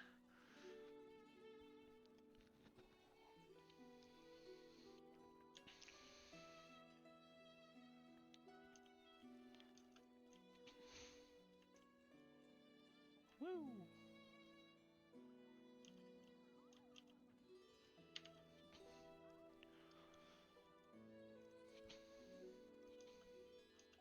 But that's something that I like to go for in terms of gold farming, because there's many different ways that you can gold farm. You can help people run in dungeons, run dungeons. You can sell. The big hot runs right now are dead mines, stockades, Zul'Farrak, Mara one pulls for mages, and I've even seen people advertise for Strat Home Undead XP runs with like 2 mages, 20 gold a run, because a lot of people are like at that. Well, there's a lot of people on the server, so there's people that are going to be willing to do these kinds of farming methods where they will run your alt. You're getting a lot of XP per hour. They're getting a lot of gold per hour. Everybody's happy. So there's all those different runs that you can run if you're whether a paladin or a mage or whatnot. Um, but there's also two ways when it comes to farming items. You can try to go for high high end or high ticket items where you need just a few a day or a few a week to make a very good amount of gold. I'm thinking about arcane crystals. Maybe if you have like 4 tailors and you're doing like one mooncloth cooldown every time and you get 20 gold a day. That's kind of a high ticket item, because you can make like bottomless bags and a bunch of good items with that. Or you can go for Black Lotus. Like right now on the server, I think they're going for like 170, 160, something crazy like that. So you get 2 Lotus in 1 week, you already made 300 gold. Now, when it comes to farming Lotus, there's some people that have a lot of knowledge and a lot of experience with this. I'm just thinking about one of my guildie. Like I've been saying, he farmed over 1,000, and I would say probably even close to 2,000 Lotuses since the release of Classic WoW. And I'm not kidding. Like he's always death rolling people for Lotus in the raid, and we have 2 Lotus farmers in our raid, and they are constantly rolling for Lotus, and he's a billionaire in terms of in terms of WoW gold, but that's his thing. He's got Silithus locked down. But for more, regular normal people that would trying to farm Lotus, if you can get, a couple a week, well, you're already make, 3, 4, 500 gold compared to another type of farming where what the heck is he what is he doing? Like things like this never happened to me. Like going all the way back there? Like what? That guy's crazy. Anyways, so you have, you farm high end item that sell for a very high amount of gold. Later on it can be essences of water when Nax is gonna be out because people are gonna need their frost resist gear. It can be eventually, you can farm elemental earth in AQ patch because everybody's gonna need their greater nature resistance potions, and maybe you're gonna get like you're gonna be able to craft potions that will sell for like 10 gold a pop, and you can craft maybe 100 a week if you're really at it. So you can make a lot of gold by either going for a high ticket item or you know lower priced item, but you can farm a lot. Me, I prefer to go for the high end items where you don't need too many to be satisfied. Because at some point, if you need to sell like 200 fell cloth to be profitable during the week, well, that's 200 fell cloth. Where if I just need like I don't know 5 or 6 lotus or maybe 10 crystals, well that seems more within reach.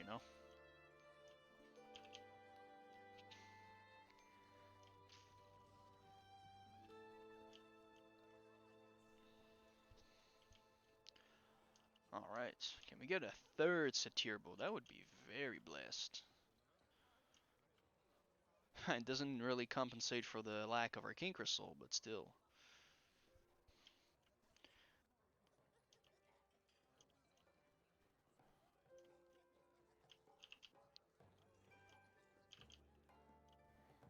Another way that you can make money as well is if you're a hunter, you can solo farm tribute runs for Dire Maul, and then you sell the items that are in the chest.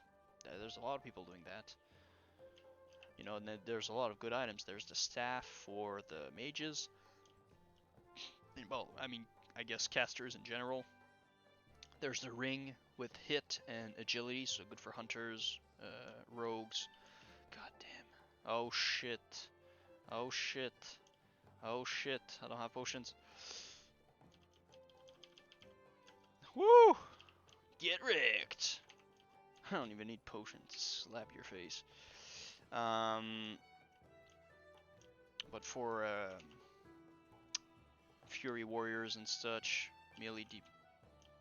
Whew.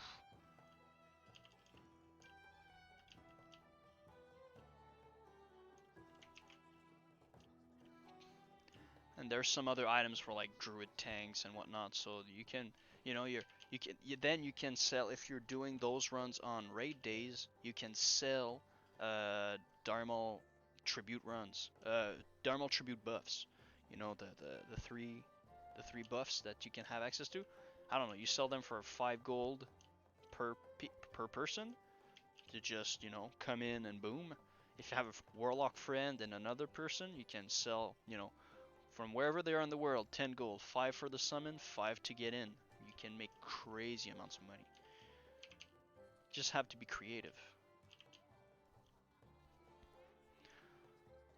Like what we used to do before, you know, the queues and all the problems on Incendious is, you know, we would Tuesday or Wednesday, well, Wednesday night is our raid night, but on Tuesday night as well, we would go with a small group of guildies, and we would go and clear a DM tribute with a warlock, and then we would sell people the buffs and summons, and then we would have a mage, and if they wanted to go, we would maybe throw in a portal for 2 gold. So for 12 gold, you were summoned there, you would get all your buffs, and then you would be teleported back to the capital city of your choice.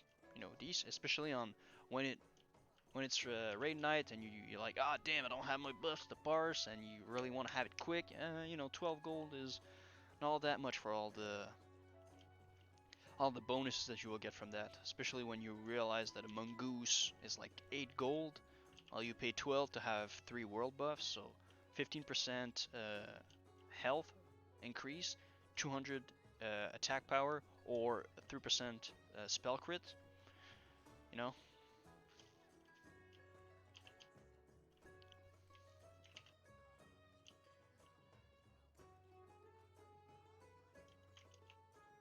And you're making like 5, 10, 12 gold per person. So sometimes we could make up to like 300 gold in one night, in 1 hour or so, because of the fact that everybody was willing to pay. Like we would literally have like a raid of like 15 people, 20 people.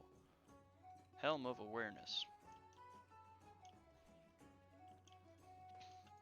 I think I should equip this IRL right now because talking and just looking at the chat, I'm doing some rookie mistake. But it doesn't matter. We're still good. We're enjoying ourselves. Not taking it too seriously. Especially in those times, man.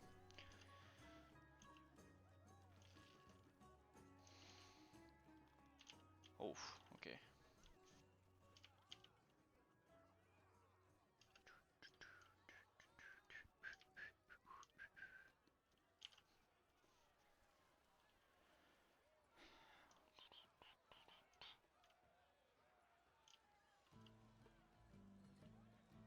Something real quick. Don't ass-pull this dude over here, okay? Because you can't fight it yourself. It's happened to me, so I'm just be careful of that one. I didn't really bother about him until it happened to me where I ass-pulled him, and I was like, ah! That's like every time I die, it's about like 1 gold 50 to 2 gold, depending on the gear that I have on me. If I know that I'm about to die, a little ninja trick, ninja tip: unequip your weapons. When you die, it's only the equipped weapon. If I'm not mistaken, it's only the equipped weapon that will take durability damage, as opposed to when you take res sickness. When you take res sickness, it's going to be all the items that you have on you and in your bags. So that's why you don't want to take a res sickness with plate gear, especially not with like a full set of other gear on you, with like a shield and a no. That's gonna be like 8 gold of repairs are right there, because they take like what, 25% durability. That's a lot.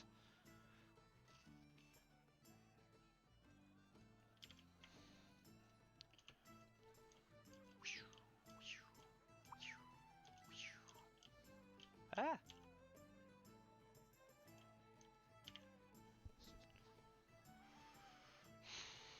F's in the chat for Ironbark the Redeemed.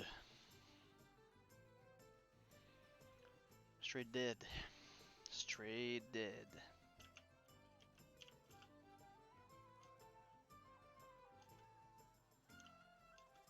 Something that would be nice is if, you know, we could muster him to just bash in Alzin's face, you know? Or just take care of his lashers while we tag team Alzin and just blast him out of Azeroth.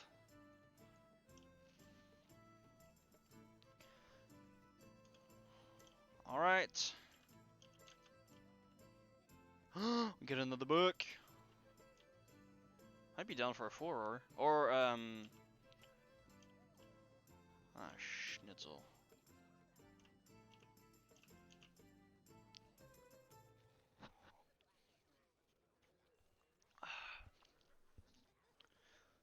If you're behind here, like you can see, you won't aggro because of the line of sight, but if you go a little bit too far to the left or to the right, you will aggro. And there's potentially 150 gold or more in here, so it's worth the look. Or I'd like to have the delight in how to swing it, you know, get my paladin quest. Get my paladin trinket, you know, just get whatever, like 2 gold for completing the quest or whatnot. Ah! Goddamn pocket lint. Ah, damn.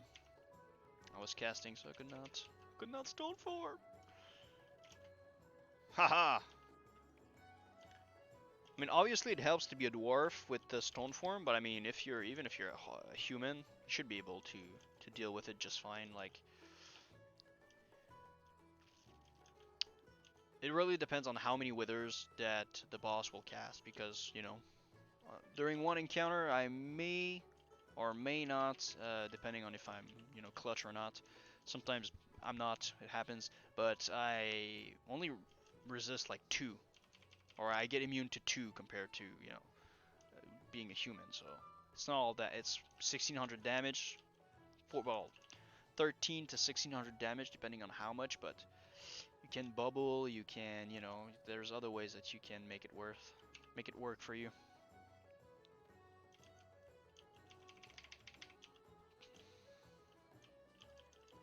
It won't be like a make or break.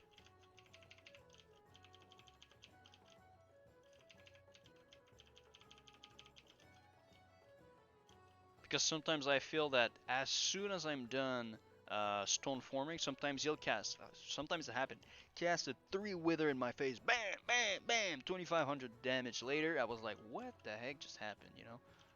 Almost like I triggered him to cast more. It was like, oh yeah, you were immune to that one, yo, get ready for this, you little pesky dwarf, bam! Still got him though, and I got an Arcane Crystal that run, so joke's on you, bitch. But, you know, it's a big RNG game.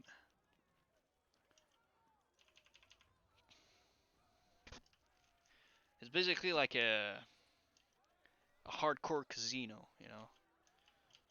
You have to pray that the boss doesn't pad around like he did, like going back to back where like to the platform and then just doing some weird stuff. Never happened to me. Like, for real, I never saw that. So You just hope he doesn't start. He goes behind you, and then he's like, "Oh, I'm gonna cast Sacrifice." Then you're like, "There's no way you can cut line of sight." And then you want to hope that you resist.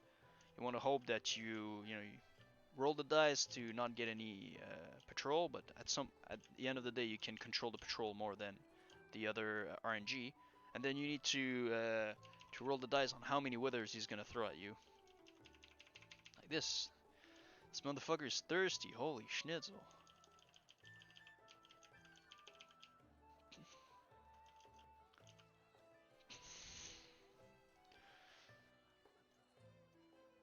Like I said earlier, the most of the consumables are going to be important for this fight. The other fight, you only need health pots to save you from the second sacrifice or a third.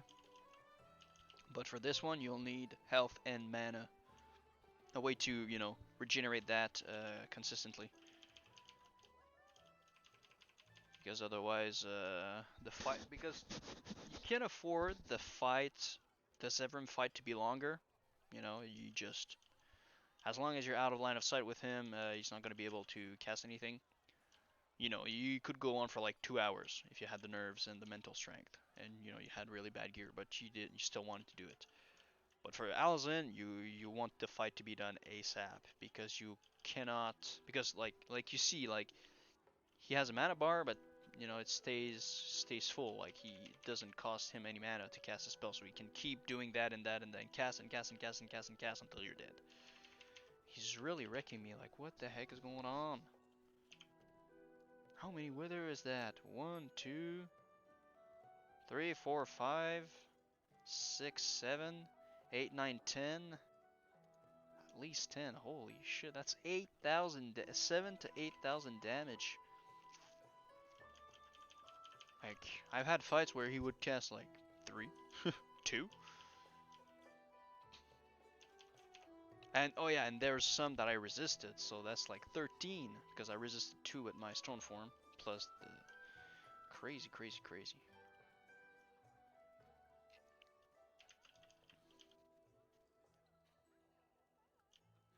Straight big game hunter.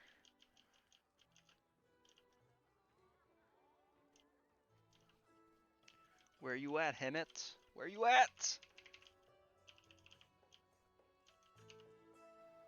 Just make sure, if you see you're very low on health and he is in Satyr form, oh yeah, you see? He's casting another. Just, you better wait on the other platform for your mana to regen than to, die while trying to run away. It's never happened to me. Oh, schnitzel. It's never happened to me, but I'm pretty sure it can't happen. Because, Murphy. Oh, we all like this guy. Oh, nice. It's already there. Okay. 1600 mana, but those are a little bit too close.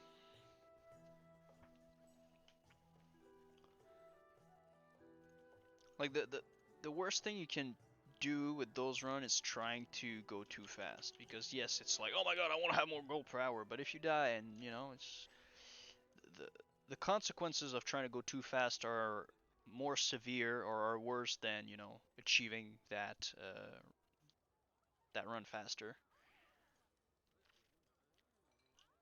Because how many runs do you need to clutch out faster than what you would normally do to compensate for one death?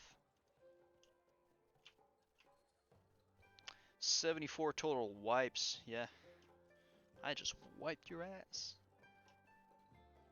Okay, come on, Arcane Crystal, Arcane Crystal, Arcane Crystal. Stop playing with me. I'm not here to play games. I'm here to craft a legendary hammer to smack motherfuckers with.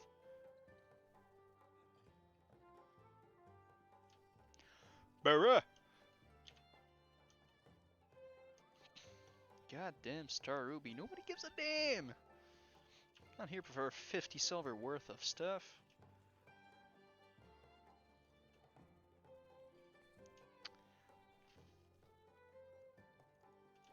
Was there a third one? Oh, rip! What's going on? Gosh. Man.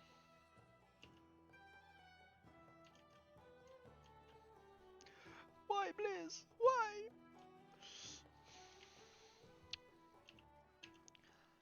I might say screw it and do a 6th run if I don't get any crystal on the 5th one. So I have a little bit more time, but yeah, I can't really do more than 6 though. We'll see though. We might get 2 arcane crystals in one vein in the last run. I've seen that happen once. I remember back in phase 1, I was on my way to Stratholme on the service by the service entrance. And that warlock in our group, I don't remember if it was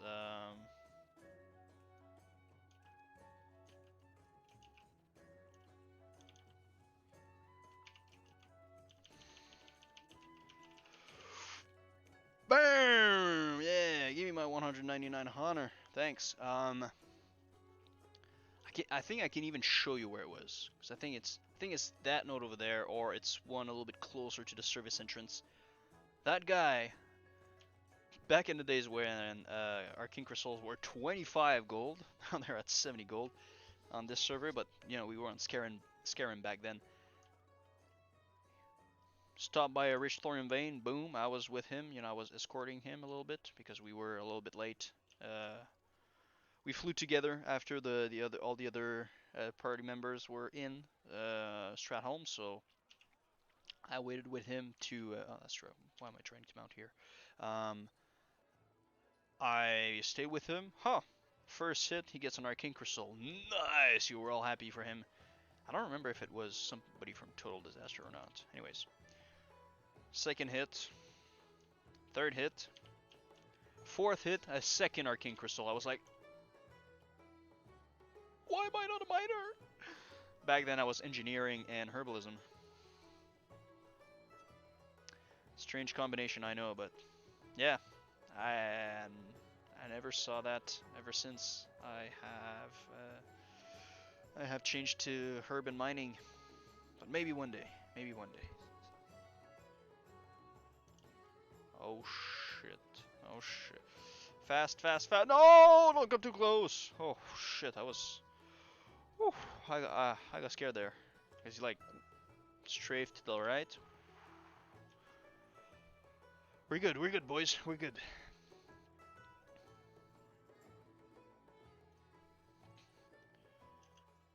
We are good.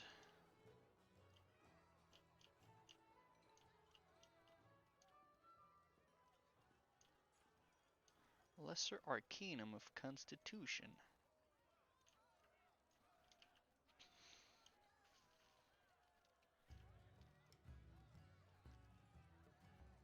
Down, down, down, down, down, down,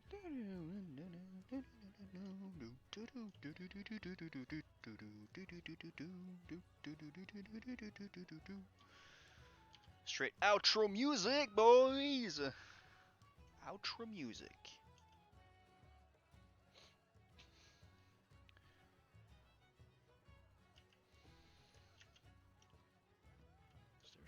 Dear, of course. Yo, man, give me an Edge Masters, please. And I'll stop genociding your whole family. Oh, switch that to this.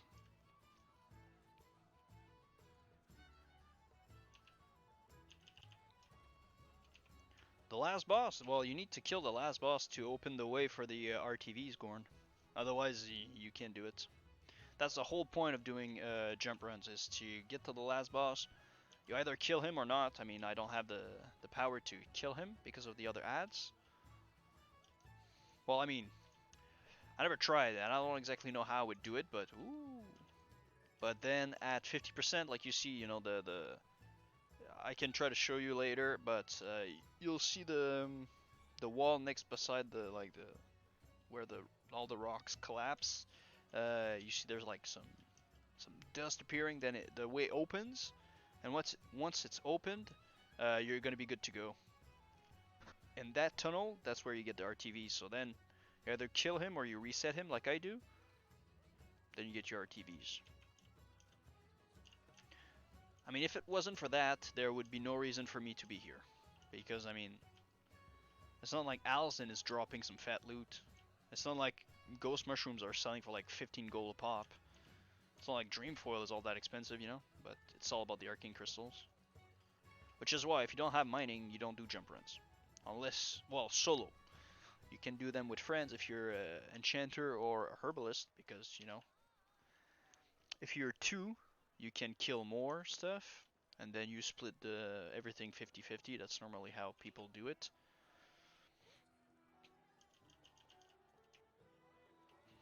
Just wait for my divine favor, then we clap this beach.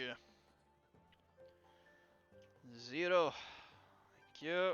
Boom. Boom.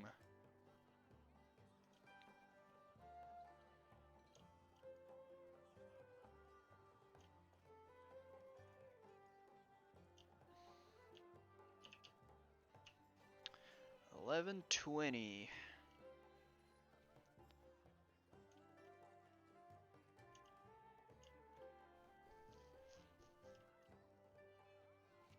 Took a little bit longer than I thought, but that's fine.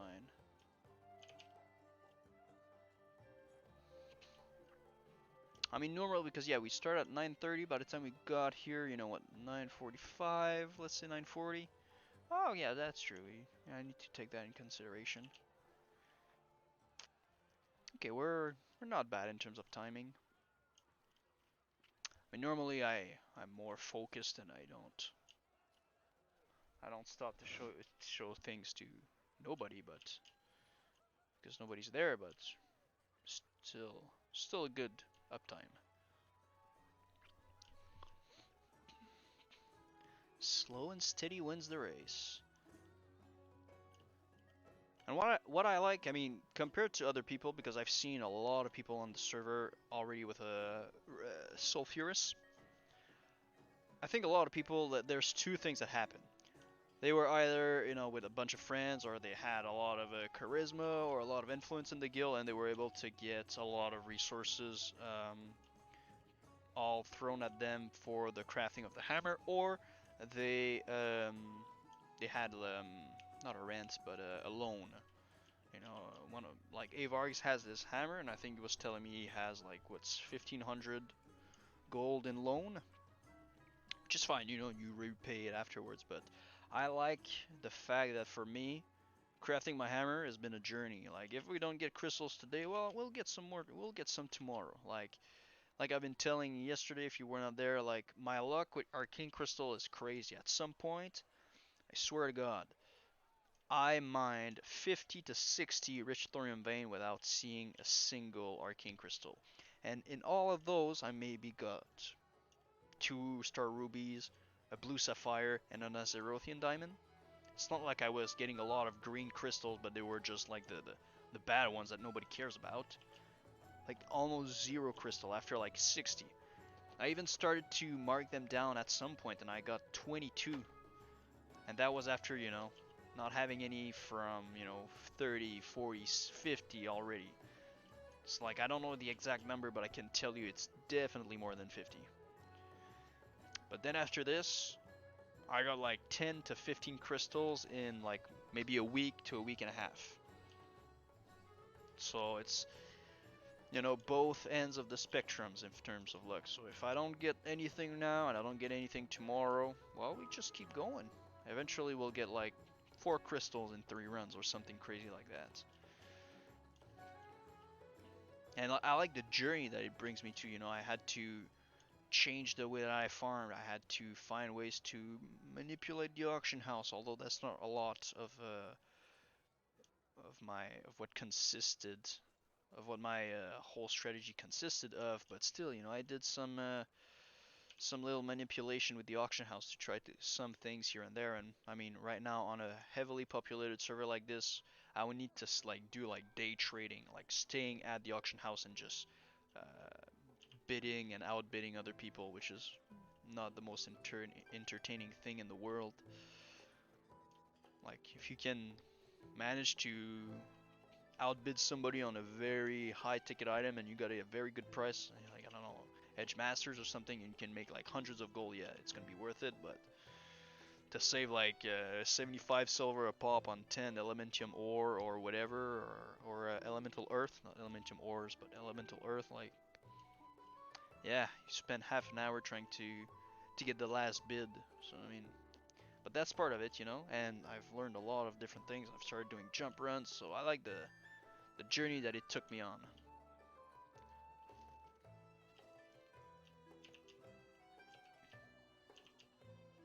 Resist! Yeah, I guess with all the resisted sacrifice I had, I can resist one of my exorcisms. That's not too bad. Do do do do do do do.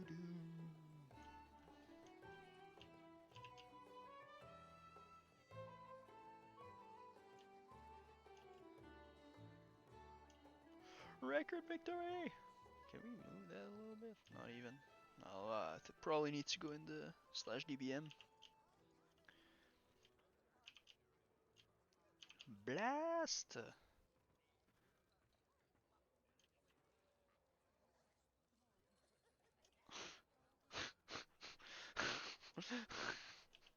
Oh god. There's a reason why I have my webcam over the chat at the right here, because sometimes. Oh god. Insidious World Chat takes the politically correct and, you know, throws it out the window sometimes. It's hilarious, but, you know, it's you need to be careful who you show that to.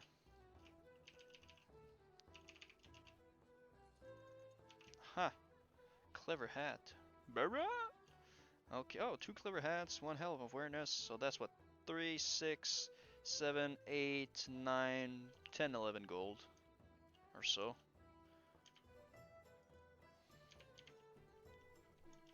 And we have 12 dream foil, 2 fell cloth, 24 rune cloth. I should put everything in the same bag, because you guys can really see it with the camera. But we'll go over all the loot afterwards, it's just to have an idea. And we're at 18 gold. What's very cool is when we run Blackwing Lair, like, we get a lot of gold. Like, I get like at least 50 gold. Because yesterday I was at what, 1560, 1550? I don't remember the exact amount, but I know I was, you know, not all that close to 1600 gold. At the end of the night we also did Molten Core, but Molten Core, the boss don't drop all that much gold anyways, so it's not from Molten Core that I got all that gold, but at the end of the night I was sitting at like 1615 gold. I was like, oh damn, I'm back at 1600. That feels good.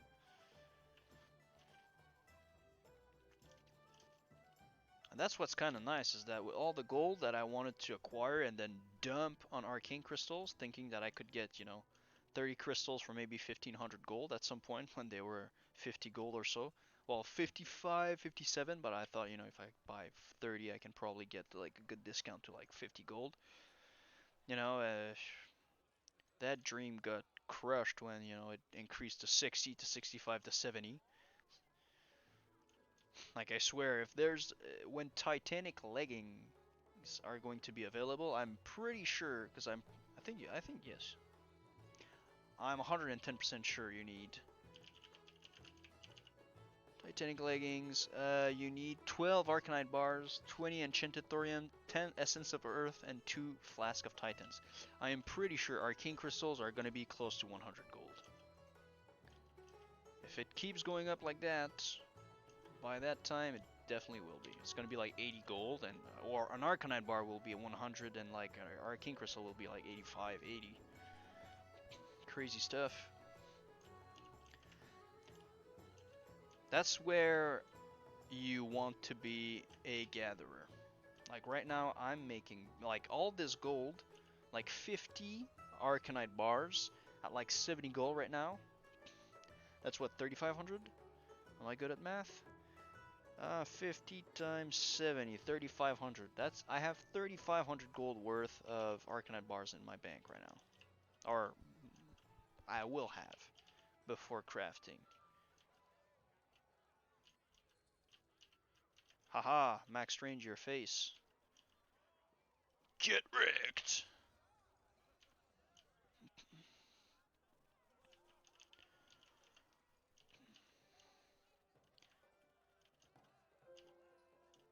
I mean that's a lot, and then you have the ingots. Well, although the ingots I would probably get like 1,000 gold. That's it for 8 ingots when I bought them for like 2k, but that's fine.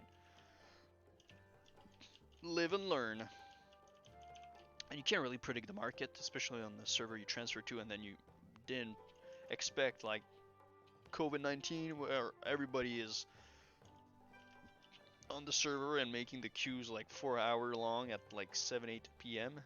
and farming everything, so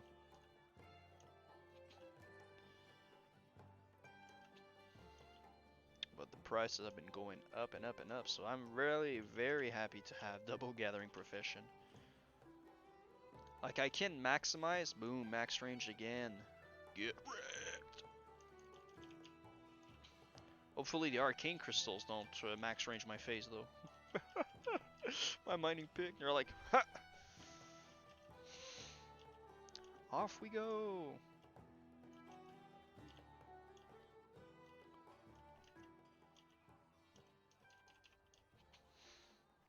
But yeah, I really feel bad for people that have like that don't have like that have a crafting profession that require like I don't know engineering that requires a lot of materials. What I'll probably start doing once I'm done with my hammer is if I keep farming the DME jump runs, because I mean, can't say no to arcane crystals when they sell for like 70 gold. But what I'll probably do is donate all the dense stones and the thorium bars to the guild, because I'm not exactly sure why they're. Oh, I think it's for the Dark Moon Fair with the thorium widget. I think that's why the price went up recently. Especially since phase 3, like before that they would sell for maybe like 250, 2 gold a stack. Now they sell for like 4 gold a stack of bars. Yeah, okay, no, fine. If you see you're really low on health and the dude hasn't changed form, just make sure maybe you heal yourself up like 30, 35, 40% just to make sure if he withers you again, you'll have, and you don't resist it, and you get like a huge 800 hit, that you survive it. This is never, oh, resisted, get wrecked. Because you don't know how hard it's gonna hit you and if you're gonna resist it or not, unless you have like, huh.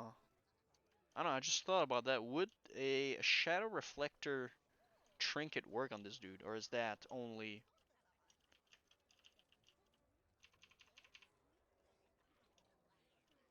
players? That's a good question. Nah. Hmm. Because I don't think that it would reflect and then he would have his wither applied to him. Like, it would probably like resist or reflect, but you don't get anything, but... What? Bruh! Son of a gun. You made me waste my ratio.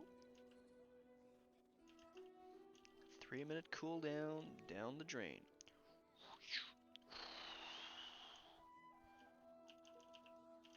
Oh, but I'm critting your face. That's what you get.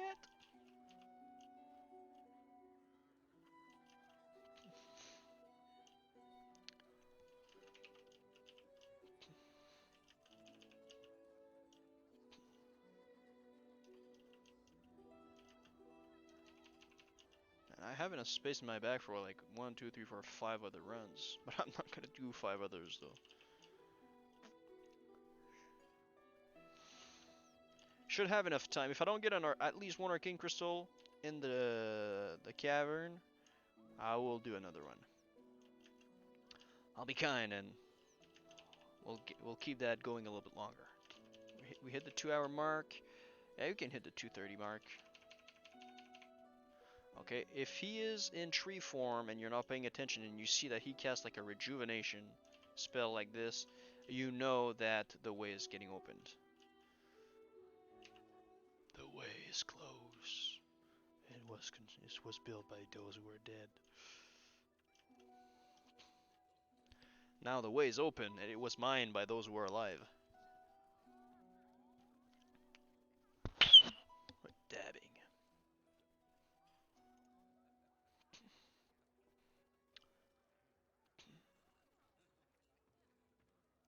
You see, why am I? You could go right away, but you see this little dude over there? No, we can't really, but. Oh, okay, leaving combat, that means they go further, then we get back in combat, that means that they aggro, but from further away. So you have the chance to line of sight them correctly. Son of a demon. Yeah, no, I'll just wait for them.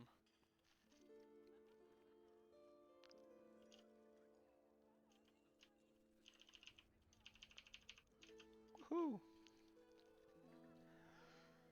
Blasted into oblivion you are. Oh, warpwood pod.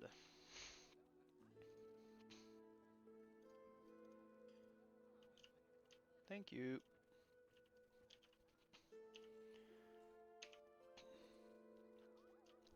You have 75 total wipes on this difficulty. So I farmed this dude 75 times. Oh, yes, we got an Arcane Crystal! Fuck it, I'm still doing a 6th run. Ha ha ha. Okay, hold up, that's true, because I want to... What I'll actually do afterwards, and I'm gonna give the 9 viewers here exclusive information on upcoming content. What I want to do eventually is do a video of, you know, the loot that I got from 100 rich thorium veins. So I want to make sure that the, you know, because I've seen videos like opening like 100 loot, Ethereum lock boxes and whatnot. I was like, yeah, why not? You know, I've been farming so many rich thorium veins. You know, after 100, what can you expect to get? Oh, and that's the best part about that. We go here, almost sulfurous, chat, and we change it to 48. Oh, yes. Feels good. Feels freaking good. After 2 hours and 12 minutes, finally got an Arcane Crystal. Averages out to 35 gold an hour, which is extremely bad. But when we consider all the rest, you know, that's 1 stack, 2 stacks, almost 3 stacks of bars. That's what, you know, 12 gold. So that's 6, that's 41 gold per hour. Plus, we said 12, that's another 6. That's 47 gold an hour. Plus the dream foil. I didn't loot any Grum's blood, right? Yeah, we can say 50 gold an hour, round it to 50 gold.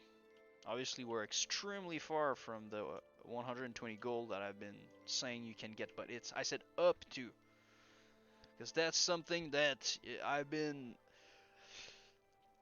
you know, in the back of my mind, I've been trying to say, hey, can I do some clickbait shit and say, oh my god, you can get like 200 gold an hour if you really stretch it, but no. I mean, most people, when they try to sell some farming technique, they'll go for the best case scenario where you're going downhill and the wind is in your back and, you know, gravity is working with you and you're going very fast downhill, but, like, I've seen people pretending that you can get up to like 100 gold doing lasher farm, like 100 gold per hour. I mean, I would need to see how because, anyways, like I'm extremely sure, I'm very, very, very sure that that is bullshit. 100 gold per hour from lashers. Like if you look at their loot table, because you cannot farm more than like what 4 or 5 instances per hour. So even if you do everything in like 10 minutes, and you can get 5 runs per hour, let's just, like, there's nothing worth about those little lashers that will make you 20 gold a run. Like, up to 100 gold an hour, maybe, but like, when they say 100 gold an hour, like, yeah, they're playing with the words and the numbers, trying to, you know, stretch it as much as possible to make it seem like, oh my god, but in reality, you look at the video and you're like, what did you get to average at 100 gold an hour? You got like a pair of Edge Masters after like 15,000 run or something, and then you average out everything. Like, So that's why I'm saying up to 120, but it's happened to me, like I said, 3 arcane crystals in 5 run while I was doing the footage for the video. So I mean, can't really show that these runs were back to back to back, but I mean, at this point you need to trust me. But 3 in 5 runs. 5 runs, you know, I average out when I'm really on my top shape, not streaming anything, and I concentrate everything on the run. My best runs are 18 minutes and 30 seconds. Let's just say 20 minutes. That's 5 runs, 100 minutes, hour and a half. Let's average it out. Let's, you know, you want round numbers. 3 arcane crystals in 1 hour and a half. That's 1.5. That's 2 per hour technically, because you know you get the 1 per 30 minutes, 2 per hour. That's 140 gold right there. Back in the days, maybe the crystals were 60, so 120 right there.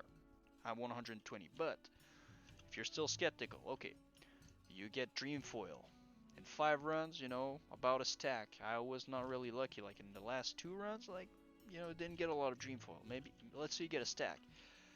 That's 12 gold.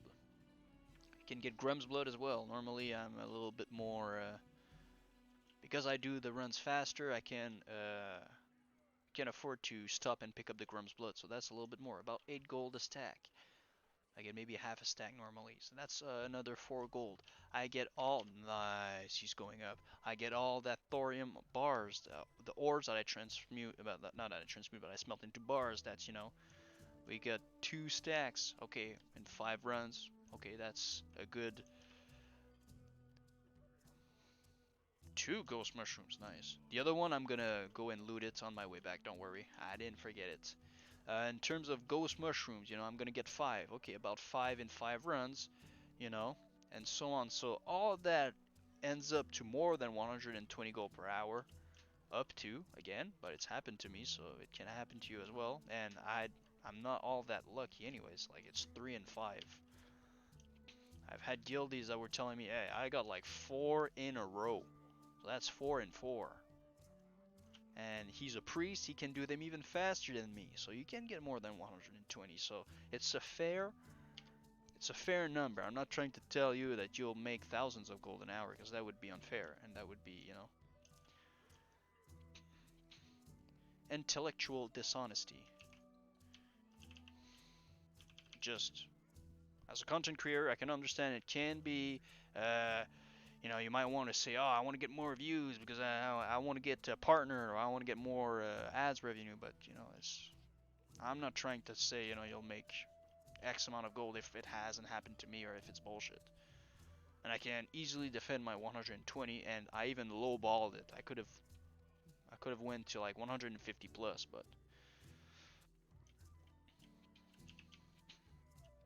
And also, it always depends on the price of your arcane crystals. If your arcane crystals are selling for like 20 gold, let's say, by some magical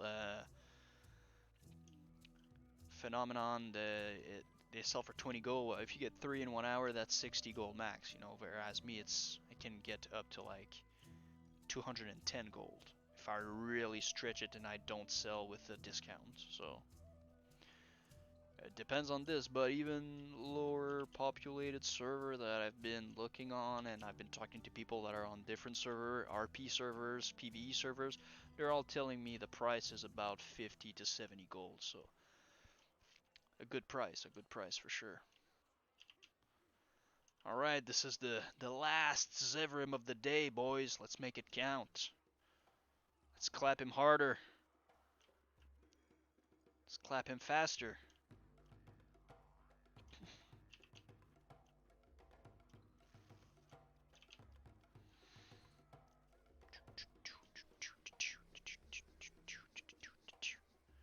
What is this music? Oh, Horde Tavern music? Ugh. Ugh. What is this? Oh, you see how going forward with this pillar allows you to... Let's change the music. Oh, it's a little bit... It's a little bit loud. Woo! I don't know, I like the Alliance Tavern musics, but I don't know, the Horde ones? It could be more, you know, cheerful, still not be all like, I don't know. Anyways, that's my personal opinion.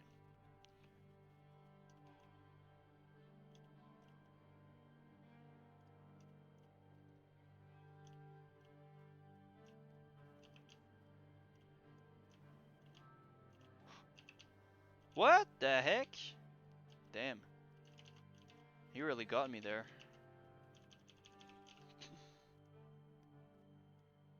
He started casting as I was going back, then I went back and oh, that was some 200 IQ move from Zerum. I gotta give you that. Gotta give you that.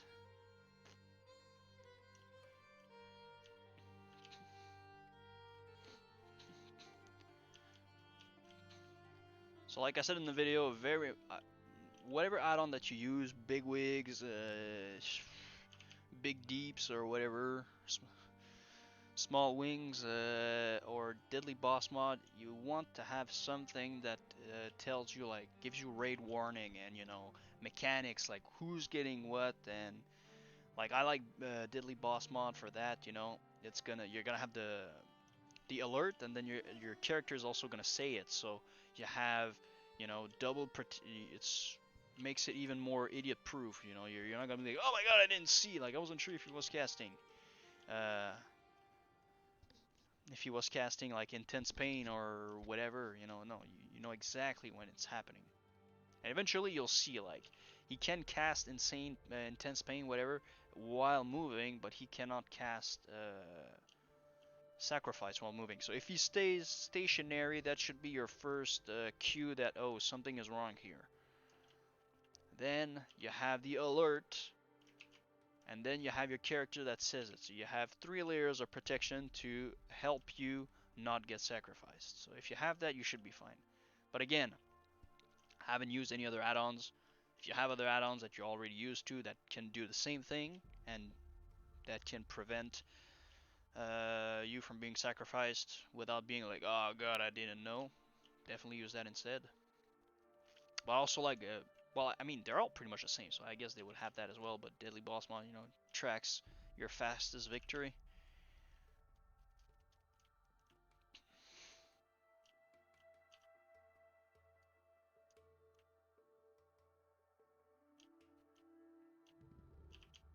Boom. And one day I'll get I'll get a set of gear that will allow me to crit for more than 1,000 on my exorcism, and that day will be a good day.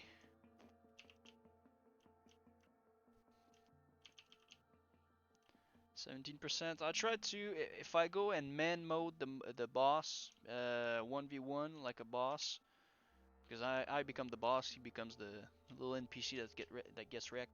I try to do it around 10% because oh that's true. I don't even have my bubble. What am I doing? Make sure you have your bubble up before trying to go Rambo on his face, because you would not want to get killed by a sacrifice when the boss is like at what, 5%.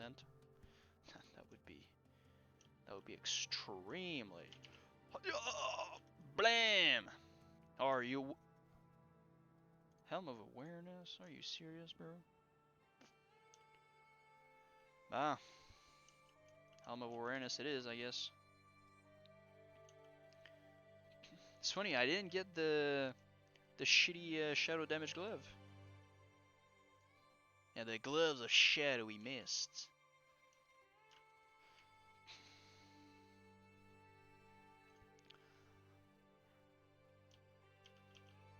Alright, but doesn't matter. As long as I get Arcane Crystal, he can give me like 0 loot, I don't care. 70 gold or like 1 gold 50? What's better? I'm not exactly sure, but I think 70 gold is better. I think going for the Arcane Crystal is a better choice.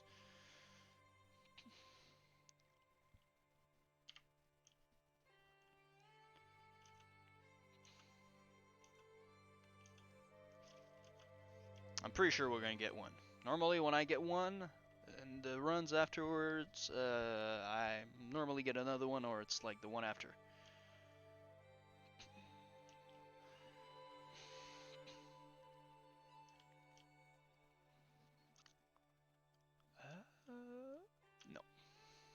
There's no book. Or what would be even better would be to have a dusty tome right beside Alzin with a 4 in it. Because the price went up.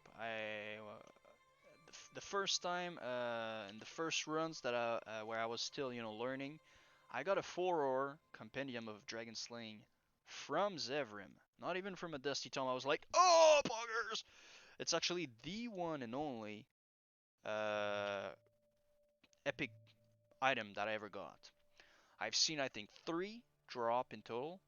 3 or 4. Never won the roll for the first 2 or 3. And then my 4th one that I finally got was a 4 compendium. Now I wish it was Edge Masters, but hey, what you want. Although I don't know where they were, but the guild, I was doing some footage and they were asking, hey, who wants to run? I don't remember the dungeon, but I didn't answer because I was recording for the video. Because I recorded like 5 to 7 runs, then I had enough. All the runs had something that I could isolate and then put in the video. But anyways, they were. It was a 5-man for sure. It was a 5-man. There were 4 people from the guild and 1 random person. They got an Edge Masters to drop. They all roll need, and those unlucky mother duckers, they lost the roll to that random person. I was like, bros, come on, man. Imagine that. You're in a guild run, you're just random. Huh, Edge Masters. Oh, I hope I win it. Boom. Ah, gosh. Must feel extremely good and extremely bad for the people that win and lose.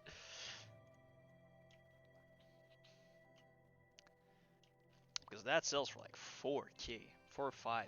I mean, there's some people that always try to stretch the price, but there's some people that try to buy it for like 3.8, because most people on the auction house, the ones that are on the auction house, are selling for like 4.5k.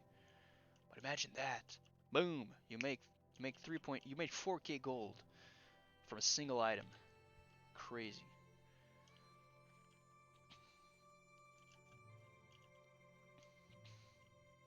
Although something that could be very nice to have for yourself as a paladin would be the Hand of Edward the Odd, because it's very good for tanking. If you're still here, yeah, Gorn. Was it Gorn or my? Yes, it was Gorn. For tanking, if you ever get your hands on a Hand of Edward the Odd, basically you have a chance on hit that your next spell in the next 4 seconds will be instant cast. I mean, in Stratholme Undead or Scholomance, that means you get an instant cast Holy Wrath. That means you don't have any threat problems. You get an instant cast Holy Light on yourself. That means you don't have any problems, dying, if you get it at the right time, obviously. I haven't tested it myself, so take it with a grain of salt, but I've heard that you can insta-cap flags in AB. So that's very cool for PvP, obviously.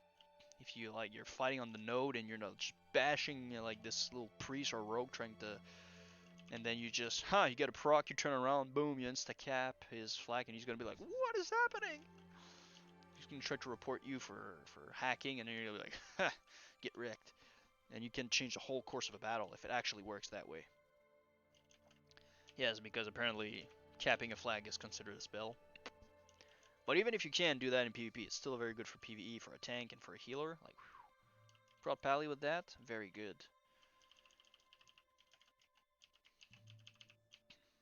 Like insane threat, like a decent pull that you can survive with an instant cast Holy Wrath in Stratholme Undead.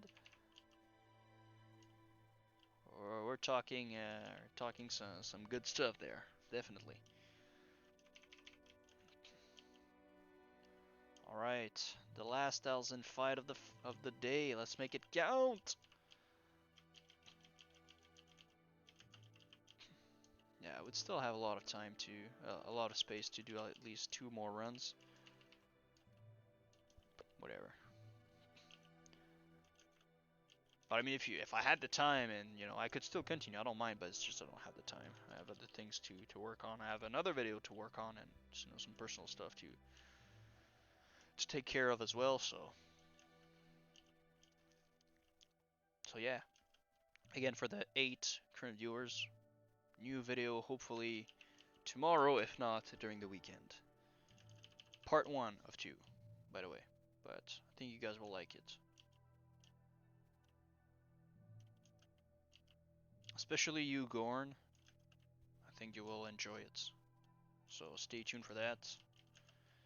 Hit the subscribe, the bell notification, or just come back before the... Man, I'm missing all my stone forms today. It's actually crazy. It's a conspiracy to make me look bad.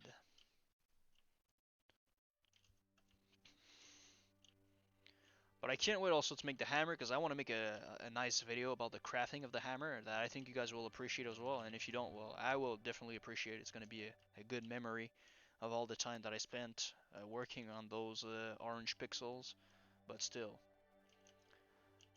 have a good ideas. It's going to be like it's going to be a new kind of video. Definitely, there's some things that I've never done before, so it's going to be a nice challenge.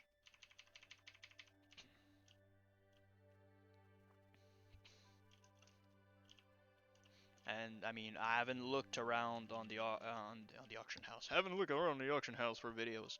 I haven't looked around the internet and YouTube for videos of that. But I don't know. All the people that have had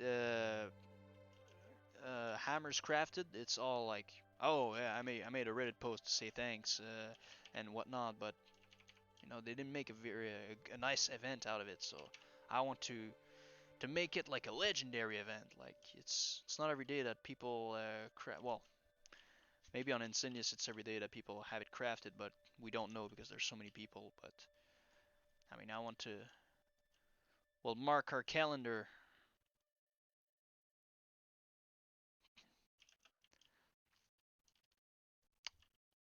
That's why as soon as I have all the mats, I'm not gonna be too worried about crafting it right away because I want to get some good footage and stuff like that. But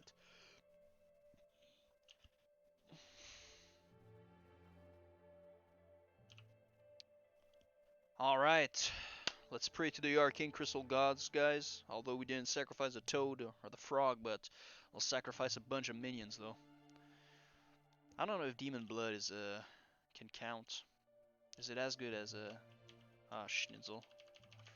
I missed a global cooldown. Boom! Get all destroyed in one. Where does it drop? It drops from. That's a good add-on that if you can get Gorn, Atlas Loot, it shows you everything, but it's from Mr. Gar here, with a 23.67 chance to drop. It's the only, it's the only boss. So in Molten Core. So as long as you're attuned, you can get in there as, It can be dangerous if you're level 58, but I went in there at level 58, so I'm not going to tell you, oh, you shouldn't go in there at level 58 and be a hypocrite, but you just need to be careful because you can pull from very, very far away. Oh, nice. To finish the stream, we have this Grizzly Hill music. It's my favorite from Wrath of the Lich King. Okay, let's go. Give me an Arcane Crystal.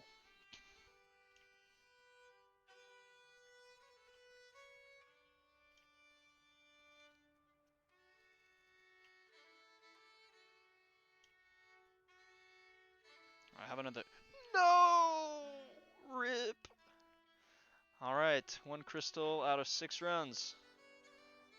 It is what it is, but on that note, we'll go back to Ironforge. I'm going to show you exactly all in one bag what we got, so we'll get a visual, nice visual image.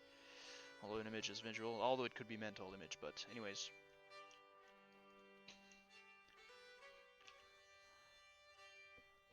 But yeah, speaking of Wrath Lich King and all of that, man, I'm happy. Personally, I'm happy that they will release TBC, because I'm telling you, when TBC is released, because it's not a question of if now, it's a question of when, I'm gonna be tanking since day one. I'm gonna level as prot, probably, just to get a good, it's gonna be so nice, and then we're gonna have dungeons, we're gonna have heroic dungeon, and it's gonna be just fantastic. And yes, I know there's the phone ringing, but who cares? Probably some goddamn peddlers. Apparently there's a lot of scams going on with all the coronavirus stuff. People trying to take advantage of people. Well, of course. It seems to be in the human nature. Try to screw everybody else to advance yourself. Okay, boom, boom. I just want to make sure that you guys can see, because I need to take in consideration that there is the webcam in the way. How is that looking? Yes, that is looking fine. Okay, it's just those two backs that you guys can see. So I got this. We can bring that down. We can bring that down as well, so it's clearer.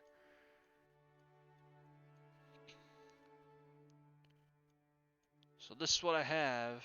All those items. Oh, that's true. Nah, I thought I had something like 200 IQ, but no, fortunately. Nice. So let's start smelting all of that. 47 ores. It's pretty good on Arcane Crystal. Oh yes, you're sexy. 2 Helm of Awareness, 2 Clever Hats, and 2 Satir's Bow.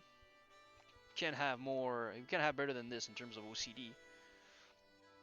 And I'm gonna come back to your question, but quick question, Gorn. Yes, they have a taunt. A quick answer actually, but you'll get the longer answer. Yes, and then we got a Grand Belt of the Tiger, 90 silver, nice. 2 Fell Cloth, 5 Ghost Mushroom, 15 Dream Foil, 3 Grimm's Blood, 20 Denstone, and yeah, feels good.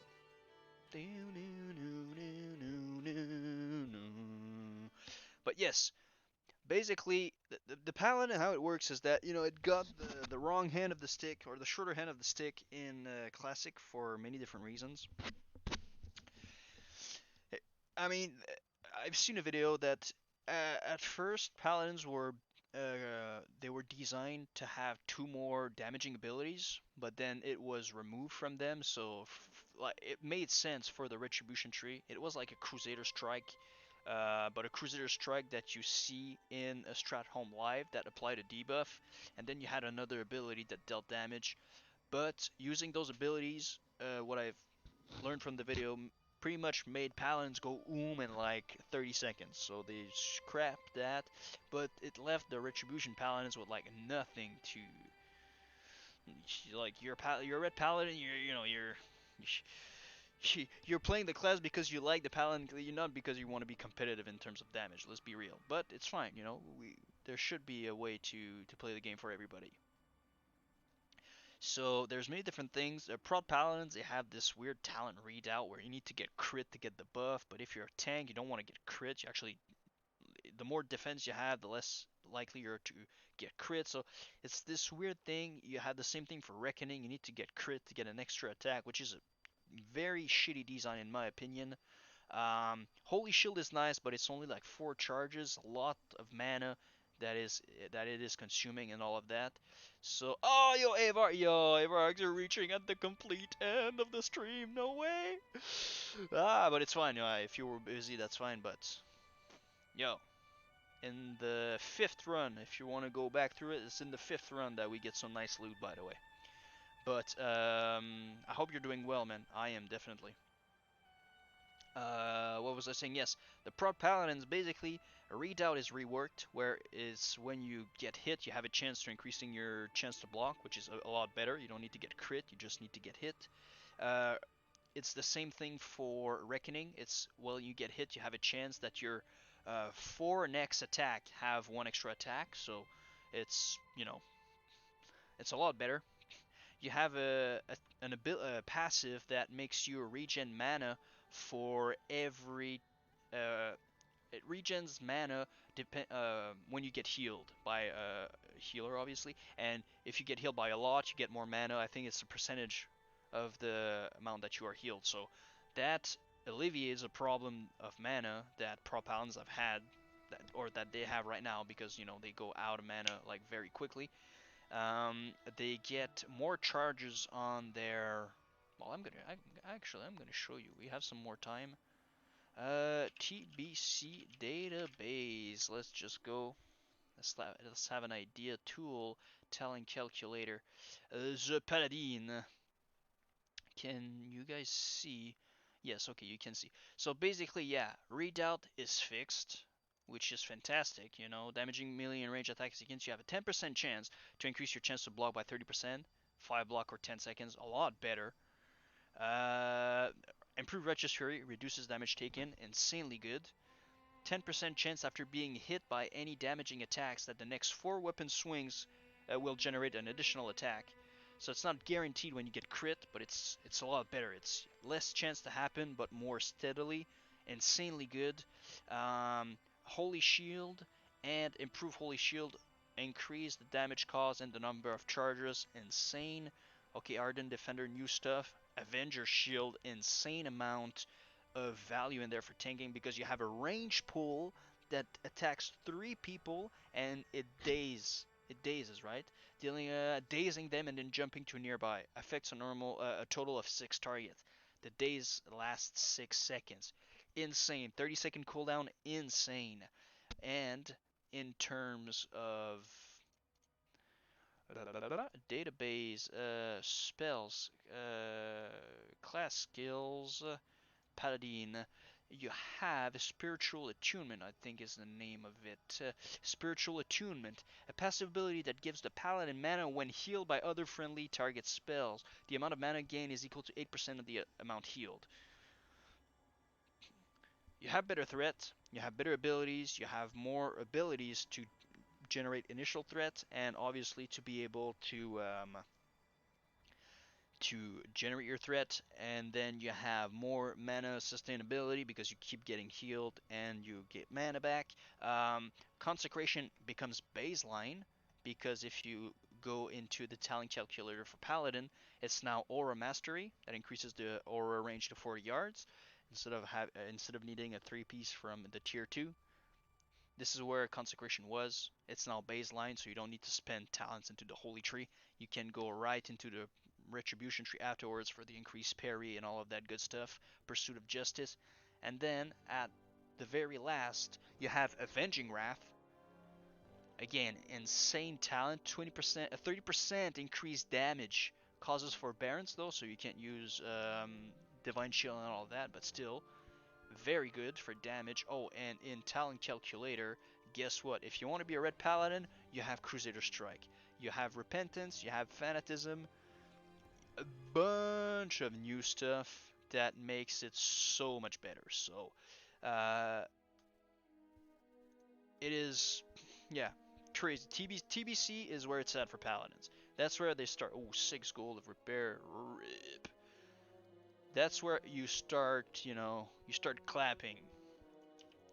So definitely, and I played Retribution from Wrath of Lich King to Legion. I played Holy main spec in Classic WoW. The only expansion that I've never played is TBC, so I'm really looking forward to it. Just like Vanilla, I had no raiding experience, so definitely something good to have. Nobility. Oh, and then we're gonna go on the Mage alt to. Actually, why am I sending mail? I can just whoop, whoop.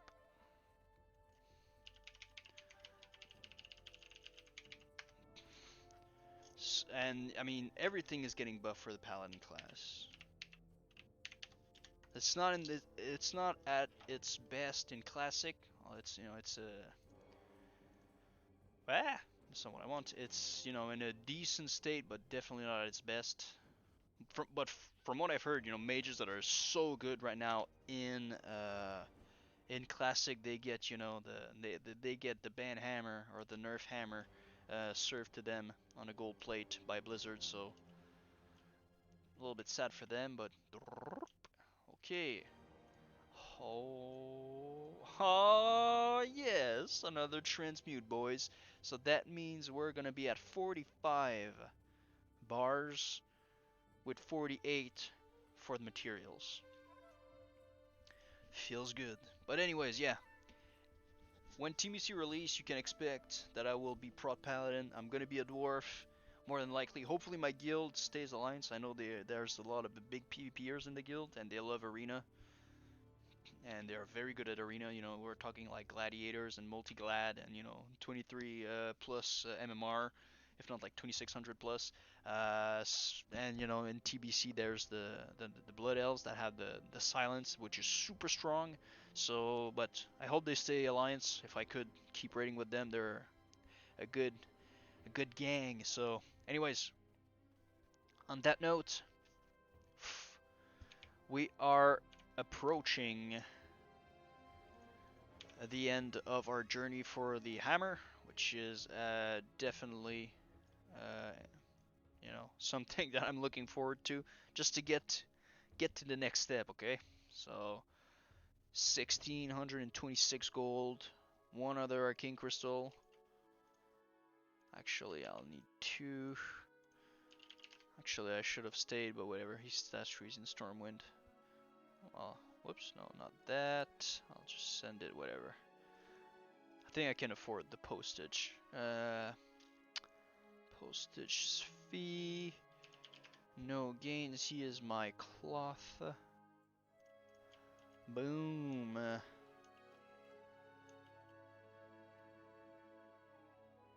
Why do I have Fury Cores here? Oh yeah, that's true. That was for my Corehound belt. I was like, what? I need to get that crafted. Corehound belt, just quickly before we go, I'm gonna show you what it is if you don't know what it is. Corehound belt. It is pretty much my Bis healing, belt right now. Because right now what I have is the Judgment belt. Even when I'm healing, 23 healing and damage by magical spell and effects. So 23 healing, strength, spirit, and shadow resist, which is, well, it's good, but there's some wasted stats there. But this is the bad boy that we're. Oh, actually, I'll put it more in the middle. This is the bad boy that I want to craft. I just need somebody to craft it. Intellect, fire resist, and 62 healing. Increased healing done by magical spell and effect. Oh yes, so that's gonna be nice. It's gonna be good for the parse. But my parts. Anyways, guys, that's gonna be it for me today. Thank you all for tuning in. Thank you all for being a part of it. I just want to give a shout out to Red Spy, Gorn, Mark, and Mr. Avargs at the end, but it doesn't matter. He still made it for making the chat going and asking some very good questions. Oh, I got some more dance on here. Nice. And we'll see you soon, guys. We still have two more arcane crystals to go, so we'll be probably doing that tomorrow. I'm not gonna be able to make 5 runs, I think, but I should be on during the same time. So tomorrow around 9:30 a.m. we're gonna be blasting Alzin and Zevrim. We're gonna spread them cheeks and we're gonna go get those arcane crystals. Okay, so take care of you guys. Take care of you guys. Stay safe at home. Don't get the virus, because that's something that I cannot cleanse. And yeah, take care of yourself, guys. We'll see you soon. And in the meantime, stay blessed.